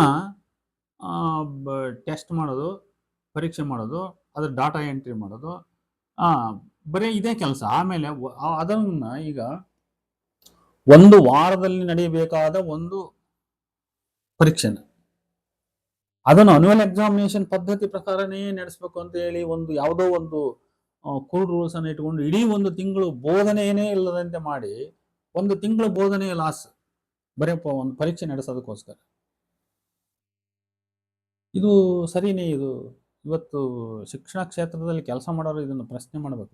ಇದು ಸರಿಯೇನಾ? ಇದು ಮಕ್ಕಳಿಗೆ ನಾವು ಪಾಠ ಹೇಳಬೇಕು, ಅವರು ಕೇಳಬೇಕು, ಆಮೇಲೆ ಅವ್ರಿಗೆ ಓದಲಿಕ್ಕೆ ಸಮಯ ಕೊಡಬೇಕು, ಓದಲಿಕ್ಕೆ ಸಮಯ ಕೊಟ್ಟು ಪರೀಕ್ಷೆ ಮಾಡಬೇಕು. ಪರೀಕ್ಷೆ ಮಾಡದೆ ಒಂದು ಉದ್ಯೋಗ ಆಗಬಾರ್ದು. ಅಂದರೆ ಇದು ಸುಮ್ಮನೆ ಅವರಿಗೆ ಹಿಂದೆಲ್ಲ ಏನಂದರೆ ಕೆಲವು ಸ್ಕೂಲ್ ಕಾಲೇಜುಗಳಲ್ಲಿ ಏನು ಮಾಡ್ತಾರೆ ಅಂದರೆ ಮಾಡೆಲ್ ಕ್ವಶನ್ ಪೇಪರ್ ಅಂತ ಕೊಡೋದು, ಅಂತ ಒಂದು 3-4 ಕೊಡೋದು. ಅವ್ರಿಗೆ ಮಕ್ಕಳಿಗೆಲ್ಲ ಹೇಳೋದು ಅನ್ಯುವಲ್ ಎಕ್ಸಾಮಿನೇಷನ್ ಇದೇ ಬರ್ತೈತಿ, ನೀವು ಇದನ್ನ ರಿಪೀಟ್ ಮಾಡ್ಕೊಂಬರ್ರಿ ಅಂತ. ಅವ್ರು ಅದ್ರಾಗ ರಿಪೀಟ್ ಮಾಡ್ಕೊಂಬರೋದು, ಎಲ್ಲರಿಗೂ 90-95 ಅಂಕ. ಇದೆಲ್ಲ ವ್ಯವಸ್ಥೆ. ನಾವು ಯಾವ ಪ್ರಶ್ನೆ ಕೇಳ್ತೀವಿ ಅನ್ನೋದು ಮಕ್ಕಳಿಗೆ ಗೊತ್ತಾಗಿರಬಾರ್ದು. ಮಕ್ಕಳು ಒಂದು ಪಠ್ಯದ ಎಲ್ಲ ಭಾಗವನ್ನು ಓದಬೇಕು. ನಾವು ಮೈಸೂರು ಯೂನಿವರ್ಸಿಟಿಯಲ್ಲಿ ನಾವು ಡಿಗ್ರಿ ಮಾಡಿದಾಗ ಅದರಲ್ಲಿ ಮೊದಲು 10 ಮಾರ್ಕ್ಸಿಗೆ ಒಂದು ಹಿಸ್ಟ್ರಿ ಪೇಪರ್ನಲ್ಲಿ, ಇನ್ನು ಬೇರೆ ಸೋಷಿಯಾಲಜಿ ಎಲ್ಲದರಲ್ಲಿ ಆ ಟೈಪ್ ಒಂದು ಕ್ವಶನ್ ಪದ್ಧತಿ ಇತ್ತು. ಅದರಲ್ಲಿ 10ಕ್ಕೆ 10 ಮಾರ್ಕ್ಸ್ ತಗೊಂಡಾನ ಅವನು ಭಾರಿ ರ್ಯಾಂಕ್ ಹೋಲ್ಡರ್ ಅಂತ ಅಂತಿದ್ರು ಅವ್ರು. ಯಾಕಂದ್ರೆ ಅಷ್ಟು ಸುಲಭ ಇರಲಿಲ್ಲ. ನನಗೊಬ್ಬ ಸ್ನೇಹಿತ ಇದ್ದ, ಮಾಬಲೇಶ್ ಅಂತ. ಅವ್ರ ಅಣ್ಣ ಒಬ್ಬರು ಡಿಗ್ರಿ ಕಾಲೇಜು ಪ್ರೊಫೆಸರ್ ಇದ್ರು ಎಲ್ಲೋ ಒಂದು ಕಡೆ. ಅವರು ಕ್ವಶನ್ ಪೇಪರ್ ಸೆಟ್ಟಿಂಗಿಗೆ ಹೋಗ್ತಿದ್ರಂತೆ. ಅವರು ಅಲ್ಲಿ ಕ್ವಶನ್ ಪೇಪರ್ ಸೆಟ್ ಮಾಡೋರು ಅವ್ರು ಹೇಳ್ತಿದ್ರಂತೆ, ಇಡೀ ನೀವು ಪಠ್ಯ ಓದಿ ಮಕ್ಕಳು ಯಾವ ಪೋರ್ಷನ್ ನೆಗ್ಲೆಕ್ಟ್ ಮಾಡ್ತಾರೆ ಅಲ್ಲಿ ನೀವು 1 ಮಾರ್ಕ್ ಕ್ವಶನ್ ತೆಗೀರಿ ಅಂತ ಹೇಳೋರಂತ. ನೋಡ್ರಿ, ಮಕ್ಕಳು ಕೂಡ ಯಾವ ಒಂದು ಪಠ್ಯದ ಯಾವ ಭಾಗವನ್ನು ನಿರ್ಲಕ್ಷ್ಯ ಮಾಡದಂತೆ ಅವನು ಓದಬೇಕು. ಆ ಓದಿದಾಗ ಮಾತ್ರ ಅವನು 10 ಮಾರ್ಕ್ಸಿನ ಕ್ವಶನ್ ಅನ್ನು ತೆಗಿಲಿಕ್ಕೆ ಸಾಧ್ಯ. ಆಮೇಲೆ 5 ಮಾರ್ಕ್ಸ್, ಆಮೇಲೆ 20 ಮಾರ್ಕ್ಸ್, ಈ ತರ ಏನೋ ಒಂದು ವ್ಯವಸ್ಥೆ ಇರ್ತದೆ. ಟಿಪ್ಪಣಿ ರೂಪದ ಆನ್ಸರ್ಗಳಿಗೆ 5 ಮಾರ್ಕ್ಸು, ಆಮೇಲೆ 1 ವರ್ಡ್ ಆನ್ಸರ್ ಅಥವಾ 1 ಸೆಂಟೆನ್ಸ್ ಆನ್ಸರ್ಗೆ ಅವು 10 ಮಾರ್ಕ್ಸು, ಆಮೇಲೆ ದೊಡ್ಡ ಪ್ರಬಂಧ ರೂಪದ ಪ್ರಶ್ನೆಗಳಿಗೆ ಅವಕ್ಕೊಂದು 20 ಮಾರ್ಕ್ಸ್ನ 2-3 ಪ್ರಶ್ನೆಗಳಿರವೆ. ಈ ಥರ ಇದು ಆ ಥರದ ಒಂದು ಪರೀಕ್ಷಾ ಪದ್ಧತಿ. ಆಮೇಲೆ ವರ್ಷಕ್ಕೆ ಒಂದೇ ಆನ್ಯುವಲ್ ಎಕ್ಸಾಮಿನೇಷನ್, 2-3 ಎಕ್ಸಾಮಿನೇಷನ್ ಇಲ್ಲ, ಒಂದೇ ಆನ್ಯುವಲ್ ಎಕ್ಸಾಮಿನೇಷನ್, 1 ಸಪ್ಲಿಮೆಂಟರಿ ಎಕ್ಸಾಮಿನೇಷನ್. ಈ ಥರದ ಶಿಕ್ಷಣ ಪದ್ಧತಿ ಎಷ್ಟೋ ದಶಕಗಳ ಕಾಲ ನಡೆದು ಬಂದಿದೆ. ಅವತ್ತೆಲ್ಲರೂ ಅದರಲ್ಲಿ ಓದಿದ್ರೆ ಯಾರು ದಡ್ಡೇನಾಗಿಲ್ಲ, ಎಲ್ಲರೂ ಬುದ್ಧಿವಂತರಾಗಿದ್ದಾರೆ. ಆದರೆ ಇವತ್ತು 3 ಸಪ್ಲಿಮೆಂಟರಿ ಪರೀಕ್ಷೆಗಳನ್ನು ಒಂದು ವರ್ಷ, ಒಂದು ಅನ್ಯುವಲ್ ಎಕ್ಸಾಮಿನೇಷನ್ ಮುಗಿತು ಅಂದ್ರೆ ಅದಾದ್ಮೇಲೆ ಮತ್ತೆ 2. ಏನರ್ಥ ಇದು? ಇದರಿಂದ ಏನು ಪ್ರಯೋಜನ? ಇದರ ಸಾರ್ಥಕತೆ ಏನು ಅಂದ್ರೆ ಇಷ್ಟೇ, ಇವರ ಇಂಜಿನಿಯರಿಂಗ್ ಕಾಲೇಜುಗಳಿಗೆ, ಮೆಡಿಕಲ್ ಕಾಲೇಜುಗಳಿಗೆ ವಿದ್ಯಾರ್ಥಿಗಳು ಬರಬೇಕು, ಅವ್ರು ತಗೊಂಬಂದು ದುಡ್ಡು ಕೊಡಬೇಕಷ್ಟೇ. ಅದಕ್ಕೆ ಏನೇನಾರ ಮಾಡಿ ಅವ್ರನ್ನ ಒಟ್ಟು ಹೊರಗಡೆ ಫಿಲ್ಟರ್ ಮಾಡಿ ಹೆಂಗೆ ಈಗ ಕಬ್ಬಿನ ಹಾಲು ಮಾಡಿ ಮಾರನು ಇರ್ತಾನಲ್ಲ, ಅವನೇನ್ ಮಾಡ್ತಾನ, ಒಂದು ಕಬ್ಬಿನ ದೊಂಟನ್ನು ಮುರಿದು ಅದ್ರೊಳಗೆ ಇಡ್ತಾನೆ, ತಿರ್ಗಾ ಮುರಿತಾನೆ ಇಡ್ತಾನೆ, ತಿರ್ಗಾ ಅದ್ರಾಗಿನ ಕೊನೆಯ ಒಂದು ಡ್ರಾಪ್ ರಸ ಇರೋ ತನಕ ಬಿಡಲ್ಲ ಅವನು. ಯಾಕಂದ್ರೆ ಅವನು ಅದ್ರಾಗಿನ ದುಡ್ಡು ತೆಗಿಬೇಕಲ್ಲ ಅದಕ್ಕೆ. ಹಂಗೆ ಇದು ಕಬ್ಬಿನ ರಸ ಹಿಂಡಿದಂಗೆ ಫಿಲ್ಟರ್ ಮಾಡಿ ತೆಗಿತಕ್ಕಂಥ ಪದ್ಧತಿ ಎಲ್ಲ ಇದು. ಆದ್ರೆ ನಿಜವಾಗ್ಲೂ ಇವತ್ತು ನಮ್ಮ ಸುತ್ತ ನಡೀತಾ ಇರೋದು, ನಮ್ಮ ವ್ಯವಸ್ಥೆ ಹೋಗ್ತಾ ಇರೋದು ಹೀಗೆ. ಇದ್ರ ಬಗ್ಗೆ ನಮ್ಮ ಅನೇಕ ಶಿಕ್ಷಕರಲ್ಲಿ ಬೇಜಾರಿದೆ. ಆದರೆ ನಮ್ಮ ಶಿಕ್ಷಣ ವ್ಯವಸ್ಥೆಯ ಮೇಲ್ಸ್ತರದಲ್ಲಿ ಕೆಲಸ ಮಾಡ್ತಕ್ಕಂಥವ್ರು ಯಾರಿಗೂ ಕೂಡ ಈ ಕೆಳಗಿನವರಿಂದ ಫೀಡ್ಬ್ಯಾಕ್ ಬೇಕಾಗಿಲ್ಲ. ಇವತ್ತು ಕೆಳ ಹಂತದಲ್ಲಿ ಶಾಲಾ ಕಾಲೇಜುಗಳಲ್ಲಿ ಒಬ್ಬ ಶಿಕ್ಷಕನಾಗಿ 30 ವರ್ಷ ಕೆಲಸ ಮಾಡಿದನಿಗೆ ತನ್ನದೇ ಆದ ಒಂದು ಎಕ್ಸ್ಪೀರಿಯನ್ಸು, ತನ್ನದೇ ಆದ ಒಂದು ಒಪಿನಿಯನ್ ಇರ್ತದೆ ಅವನಿಗೆ. ಅವನ ಒಪಿನಿಯನ್ನ ನೆಗ್ಲೆಕ್ಟ್ ಮಾಡಿ, ಅಂದ್ರೆ ಒಂದು ಸಾವಿರ ಶಿಕ್ಷಕರೇ ಅದಾರೆ ಇವತ್ತು, ಅವರ ಎಲ್ಲರ ಅಭಿಪ್ರಾಯ ಒಂದು ಮೀಟಿಂಗ್ ಮಾಡಲಿ, ನಿಮ್ದು ಏನು ಅಭಿಪ್ರಾಯ ಅಂತ ಎಲ್ಲ ಕೇಳಲಿ, ಯಾವ ರೀತಿ ಪರೀಕ್ಷಾ ಪದ್ಧತಿ ಇದ್ರೆ ಚೆನ್ನಾಗಿ, ಯಾವ ರೀತಿ ಮಾಡಿದ್ರೆ ಸರಿ ಅಂತ ಕೇಳಿ, ಯಾರ ಅಭಿಪ್ರಾಯವನ್ನು ತೆಗೆದುಕೊಳ್ಳದಂತೆ ಕೇವಲ ಮೇಲಿನಿಂದ IAS ಆಫೀಸರ್ಸ್ಗಳು ಅಥವಾ ಇನ್ಯಾರೋ ಬೇರೆಯವರು ಅವ್ರು ಏನು ಹೇಳ್ತಾರೆ ಅಂಥವ್ರ ಮಾತುಗಳನ್ನು ಕೇಳಿ ಇವತ್ತು ಶಿಕ್ಷಣ ವ್ಯವಸ್ಥೆಯಲ್ಲಿ ಪಾಲಿಸಿ ತಗೊಂಬಂದು ಅದನ್ನು ಇಂಪ್ಲಿಮೆಂಟ್ ಮಾಡ್ತಾ ಐತಲ್ಲ, ಇದ್ರ ಹಿಂದೆ ಬೇರೆ ಯಾವ ಘನೋದ್ದೇಶವೂ ಇಲ್ಲ. ಅದರಲ್ಲೂ ಒಂದು ಉದ್ದೇಶ ಅಂತೂ ನಮ್ಮ ಕಣ್ಣಿಗೆ ಕಾಣಲ್ಲ, ಯಾವುದಂದ್ರೆ ಗುಣಾತ್ಮಕ ಶಿಕ್ಷಣದ ಉದ್ದೇಶ ಅಂತೂ ಇಲ್ಲ. ಗುಣಾತ್ಮಕ ಶಿಕ್ಷಣ ಅನ್ನೋದು ಅಂಕಗಳಿಂದ ಅಳಿತಕ್ಕಂಥದ್ದಲ್ಲ. ಇದನ್ನು ನಾನು ಬಹಳ ಸ್ಪಷ್ಟಪಡಿಸ್ತೇನೆ. ನಾನು ಮಾರ್ಕ್ಸ್ ತಗೊಂಡನೇ ಜಾಣ ಅಲ್ಲ. ಎಷ್ಟೋ ಪ್ರತಿಭಾವಂತರ ಇತಿಹಾಸ ತೆಗೆದು ನೋಡಿದ್ರೆ ದಡ್ರು ಅಲ್ಲಿ ಮಾರ್ಕ್ಸೇ ತಗೊಳ್ದಾರು ದೊಡ್ಡ ದೊಡ್ಡ ವಿದ್ವಾಂಸರಾಗಿದ್ದಾರೆ. ಅವರು ಯಾವುದೋ ಒಂದು ವಿಷಯದಲ್ಲಿ ದಡ್ರಿರ್ತಾರೆ, ಯಾವುದೋ ಒಂದು ವಿಷಯದಲ್ಲಿ ಫೇಲ್ ಆಗ್ತಾರೆ, ಆದ್ರೆ ಅವ್ರಿಗೆ ಬೇರೆ ದೊಡ್ಡ ಪ್ರತಿಭೆ ಇರ್ತದೆ ಅವ್ರಿಗೆ. ಅದರಿಂದ ಮಾರ್ಕ್ಸ್ ತಗೊಳ್ಳದೆ ಅವನು ಇವನು ಒಳ್ಳೆ ಉನ್ನತವಾದ ಶಿಕ್ಷಣ ಪಡೆದನಂತ ಹೇಳಕ ಅದೇ ಮಾನದಂಡ. ಮಾರ್ಕ್ಸೇ ಮಾನದಂಡ ಅಲ್ಲ. ಒಬ್ಬ ಮನುಷ್ಯ ಬುದ್ಧಿವಂತ, ಇವನು ವಿದ್ಯಾವಂತ, ಇವನು ಜ್ಞಾನವಂತ ಅನ್ಲಿಕ್ಕೆ ಅವನಲ್ಲಿ ಒಳ್ಳೆಯ ಆಲೋಚನಾ ಶಕ್ತಿ ಇರಬೇಕು, ಒಳ್ಳೆಯ ಅಂಡರ್ಸ್ಟ್ಯಾಂಡಿಂಗ್ ಎಬಿಲಿಟಿ ಅವನಿಗಿರ್ಬೇಕು, ಅವನಿಗೆ ಒಳ್ಳೆಯ ಭಾಷಾ ಶಕ್ತಿ ಇರಬೇಕು, ಅವನಿಗೆ ಒಳ್ಳೆಯ ಬರಹ ಬರಬೇಕು, ಅವನಿಗೆ ಅನಲೈಸ್ ಮಾಡ್ತಕ್ಕಂಥ ಶಕ್ತಿ ಇರಬೇಕು. ಇವೆಲ್ಲವನ್ನು ನಾವು ಕಲಿಸ್ಕೊಡ್ಬೇಕು, ಬೆಳೆಸ್ಬೇಕು. ಅಂಥವ್ರು ಅವನು ವಿದ್ಯಾವಂತ ಅಂತ ನಾವು ಹೇಳ್ಬೋದು, ಅವನು ವಿದ್ಯಾವಂತ ಬುದ್ಧಿವಂತ ಅಂತ ನಾವು ಹೇಳ್ಬೋದು. ಆದರೆ ಈಗೇನಾಗಿದೆ ಅಂದರೆ ಯಾವನು ಹೆಚ್ಚು ಅಂಕ ಪಡ್ಕೊಂತಾನೆ, ರ್ಯಾಂಕ್ ಪಡ್ಕೊಂತಾನೆ, ಅವನೇ ಬುದ್ಧಿವಂತ ಅಂತ. ಅದಕ್ಕೋಸ್ಕರ ಕೆಲವು ಕಾಲೇಜುಗಳು ನಮ್ಮಲ್ಲಿ ಭಾಳ ಫೇಮಸ್ ಆಗಿದ್ದಾವೆ, ರಾಜ್ಯದಲ್ಲಿ ಫೇಮಸ್ ಆಗಿದ್ದಾವೆ. ಅವರು ಒಂದು ಹಿಡ್ಕೊಂಡ್ಬಿಡ್ತಾರೆ. ಅವರು ಏನೆಲ್ಲ ಇಸ್ತ್ರಿ ಹೊಡೆದಂಗೆ ಹೊಡೆಯೋದು, ಕ್ವಶನ್ ಆನ್ಸರ್ಸ್ ಬರ್ಸೋದು ಹಂಗೆ ಮಾಡಿ ಅವ್ರ ಪರೀಕ್ಷೆಯಲ್ಲಿ ಉತ್ತೀರ್ಣರಾಗ್ತಾರೆ. ಅವರು ರ್ಯಾಂಕು ಸ್ಟೇಟ್ಗೆ ಫಸ್ಟ್ ಅಂತ ಅವ್ರನ್ನ ಇಂಟರ್ವ್ಯೂ ಮಾಡೋದು. ನೀನೇನಾಗ್ತೆ ಅಂತ ಹೇಳಿದ್ರೆ ನಾನು IAS ಆಫೀಸರ್ ಹಾಕಿನಿ, ನಾನು IPS ಹಾಕಿನಿ, ಅದಾಕಿನಿ ಇದಾಕಿನಿ ಅಂತ ಹೇಳ್ತಾರೆ. ಅವ್ರ ಮುಂದೆ ಏನಕ್ಕಾರ ಗೊತ್ತಿಲ್ಲ ಅದು. ಹಂಗಾಗಿ ನಾನು ಇವತ್ತಿನ ಈ ವಿಷಯವನ್ನು ನಾನೊಬ್ಬ ಮೇಷ್ಟ್ರಾಗಿ ಕೆಲಸ ಮಾಡಿದ್ದರಿಂದ ನಮ್ಮ ಈ ಮೇಷ್ಟ್ರ ವೃಂದದ ಮಧ್ಯೆ ನನ್ನ ಕೆಲವು ಆಲೋಚನೆಗಳನ್ನು ನಾನು ಹಂಚಿಕೊಂಡಿದ್ದೇನೆ. ನಿಜಕ್ಕೂ ಕೂಡ ನನ್ನ ಕೊನೆಯ ಮಾತುಗಳಿಗೂ ನಮ್ಮ ಶಿಕ್ಷಣ ಪದ್ಧತಿ ಅಂತಕ್ಕಂಥದ್ದು ಸ್ವಲ್ಪ ಹಳೆಯ ಪದ್ಧತಿಯ ಕಡೆಗೆ ಹೊರಳಬೇಕು. ಒಂಚೂರು ಟೆಸ್ಟ್ಗಳನ್ನು ಬೇಕಾದರೆ ಒಂದೆರಡು ಎಕ್ಸ್ಟ್ರಾ ಇನ್ನೊಂದೆರಡು ಮಾಡಲಿ, ಅದು ಸರಿ. ಆದರೆ ಒಂದು ಹೆಚ್ಚು ಬೋಧನೆಗೆ ಕಾಲಾವಕಾಶ ಕೊಡುವಂತೆ ನಮ್ಮ ಕ್ಲಾಸ್ಗಳು ನಡಿಬೇಕು. ಆಮೇಲೆ ಮಕ್ಕಳಿಗೆ ಒಂದು ಆಟ, ಮನೋರಂಜನೆ ಅನ್ನೋದು ಕೂಡ ಇರಬೇಕು. ಟೂರು, ಪಿಕ್ನಿಕ್ ಅನ್ನೋದು ಕೂಡ ಇರಬೇಕು. ಅವರು ತಂದೆ ತಾಯಿಗಳೊಂದಿಗೆ ಅವರ ಒಂದು ಸಾಂಸ್ಕೃತಿಕ ಬದುಕು ಕೂಡ ಅವರಿಗೆ ಬರಬೇಕು. ಎಲ್ಲೋ 4 ದಿನ ಒಂದು ದಸರಾ ರಜೆ ಅಂತಂದ್ರೆ ಒಂದು 15-20 ದಿವಸ ತಿಂಗಳು ರಜೆ ಸಿಗ್ತತಿ ಅಂದ್ರೆ 20 ದಿವಸ ರಜೆ ಸಿಗ್ತತಿ ಅಂದ್ರೆ ಎಲ್ಲರೂ ಅವರ ಬಂಧು ಬಾಂಧವರ ಊರುಗಳಿಗೆ, ಅವರ ಹಬ್ಬ ಹರಿದಿನಗಳಿಗೆ ಎಲ್ಲೋ ಹೋಗ್ತಕ್ಕಂಥದ್ದು ಬರ್ತಕ್ಕಂಥದ್ದು, ಇದು ಕೂಡ ಒಂದು ರಿಲ್ಯಾಕ್ಸೇಷನ್. ಇದು ಒಂದು ರಿಲ್ಯಾಕ್ಸೇಷನ್. ಆದರೆ ಇದೆಲ್ಲವನ್ನು ನಷ್ಟ ಮಾಡಿ ಅವರನ್ನ ಪೂರ್ಣ ಒಂದು ಜೈಲಿನಲ್ಲಿ ಬಂದಿಖಾನೆಯಲ್ಲಿ ಬಂಧಿಸಿದ ರೀತಿಯಲ್ಲಿ ಅವ್ರನ್ನ ಕಟ್ಟಿ ಹಾಕಿ ಅವ್ರಿಗೆ ಹೆಂಗೆ ರಾಗಿ ಬೀಸಕಲ್ಲು ಬೀಸ್ತಾರಲ್ಲ, ಹಂಗೆ ಬೆಳಗಿನಿಂದ ಸಾಯಂಕಾಲದವರೆಗೂ ಬೀಸೋದು, ಆ ರೀತಿ ಮಾಡಿ ಬಟ್ಟೆಗಳನ್ನು ಇಸ್ತ್ರಿ ಹೊಡೆದಂತೆ ಅವರಿಗೆ ಹೊಡೆದು ಈ ರೀತಿ ಶಿಕ್ಷಣವನ್ನು ಒಂಥರ ಒತ್ತಾಯದಿಂದ ಅವರ ಮನಸ್ಸಿನ ಅಪೇಕ್ಷೆಗಳಿಗೆ ವಿರುದ್ಧವಾಗಿ ಅವರಿಗೆ ಮಾನಸಿಕ ಹಿಂಸೆ ನೀಡಿ ಶಿಕ್ಷಣ ಕೊಡ್ತಕ್ಕಂಥ ವ್ಯವಸ್ಥೆ ಐತಲ್ಲ, ಇದು ಸರಿಯಾದ ವ್ಯವಸ್ಥೆ ಅಲ್ಲ. ಇದನ್ನ ಯಾವುದೇ ಒಬ್ಬ ಶಿಕ್ಷಕ ಬಹುಶಃ ಒಪ್ಪಲ್ಲ. ಯಾವುದೇ ಶಿಕ್ಷಕ ಇದನ್ನು ಒಪ್ಪಲ್ಲ. ನಮ್ಮ ತಲೆಮಾರಿನ ಶಿಕ್ಷಕರಂತೂ ಯಾರು ಇದನ್ನು ಒಪ್ಪಲ್ಲ. ಅದರಿಂದ ಇದು ಹೋಗ್ಬೇಕು. ಒಂದು ಹಳೆಯ ಪದ್ಧತಿ. ಈಗ ಹಿಂದೆ ಬ್ರಿಟಿಷ್ ಸಿಸ್ಟಮ್ ಅವ್ರು ಏನಂದ್ರೆ ಅವರು ಸೀಸನ್ ವೈಸ್ ಕರೆಕ್ಟ್ ಆಗಿ, ಈಗ ದಸರಾ ರಜೆ, ಚಳಿಗಾಲದ ರಜೆ ಅಂತ ಅದಕ್ಕೆ ಕರಿತಿದ್ವಿ ನಾವು. ಬೇಸಿಗೆ ರಜೆ, ಚಳಿಗಾಲದ ರಜೆ ಅಂತಿದ್ವಿ. ಇನ್ನು ಅಕ್ಟೋಬರ್ನಿಗೇನು ಚಳಿ ಇರಲ್ಲ, ಆ ಮಧ್ಯ ಬೇರೆ, ಬಟ್ ಚಳಿಗಾಲದ ರಜೆ ಅಂತ ಕರಿತಿದ್ವಿ ನಾವು. ಬೇಸಿಗೆ ರಜೆ ಸಾಕಷ್ಟು ಮನಸ್ಸಿಗೆ ಹಿತ ಕೊಡ್ತಕ್ಕಂಥ ವಾತಾವರಣ ಬೇಸಿಗೆಯಲ್ಲಿ ಇರಲ್ಲ. ಆವಾಗ ಹಿಂದೆಲ್ಲ ಹಳ್ಳ ಕೊಳ್ಳ ಬಾವಿಗಳು ಇರ್ತಿದ್ವು, ಸಾಕಷ್ಟು ನಾವೆಲ್ಲ ಈಜಾಡಕ್ಕೆ ಹೋಗಿದ್ವಿ, ತಿಂಗಳಾನುಗಟ್ಲೆ ಈಜಾಡೋದು, ಅಜ್ಜಿ ಊರಿಗೆ ಹೋಗೋದು, ಅದು ಮಾಡೋದು ಇದು ಮಾಡೋದೆಲ್ಲ ಮಾಡ್ತಿದ್ವಿ ನಾವು. ಅದು ಕೂಡ ನಮ್ಮ ದೇಹದ ದಾಢ್ಯತೆ, ನಮ್ಮ ಆರೋಗ್ಯ ಕೂಡ ಬೆಳಿಬೇಕಾ ಬೇಡವು, ನಮ್ಮ ಮಾನಸಿಕವಾಗಿ ಮತ್ತು ದೈಹಿಕವಾಗಿ ಪರಿಪುಷ್ಟರಾಗಿ ಬೆಳಿಬೇಕಾ ಬೇಡವು. ಈಗ ಒಂದು sound mind in sound body ಅಂತ ಒಂದು ಮಾತಿದೆ. ಅಂದ್ರೆ ನಮ್ಮ ಬಾಡಿ ಸೌಂಡ್ ಆಗಿದ್ರೆ ಸೌಂಡ್ ಮೈಂಡ್ ಇರ್ತದೆ. ಅದು ಬಾಡಿ ಸೌಂಡ್ ಇಲ್ಲ ಅಂದ್ರೆ ಮೈಂಡ್ ಹೆಂಗ್ ಸೌಂಡ್ ಇರ್ಲಿಕ್ಕೆ ಸಾಧ್ಯ? ಮತ್ತೆ ಬಾಡಿ ಸೌಂಡ್ ಆಗಿರ್ಬೇಕಂದ್ರೆ ಏನೆಲ್ಲ ಮಾಡ್ಬೇಕು, ಅದಕ್ಕೆ ಏನೆಲ್ಲ ಎಕ್ಸರ್ಸೈಸ್ ಕೊಡ್ಬೇಕು, ಅದೆಲ್ಲ ಮಾಡ್ಬೇಕು ಬೇಡವ?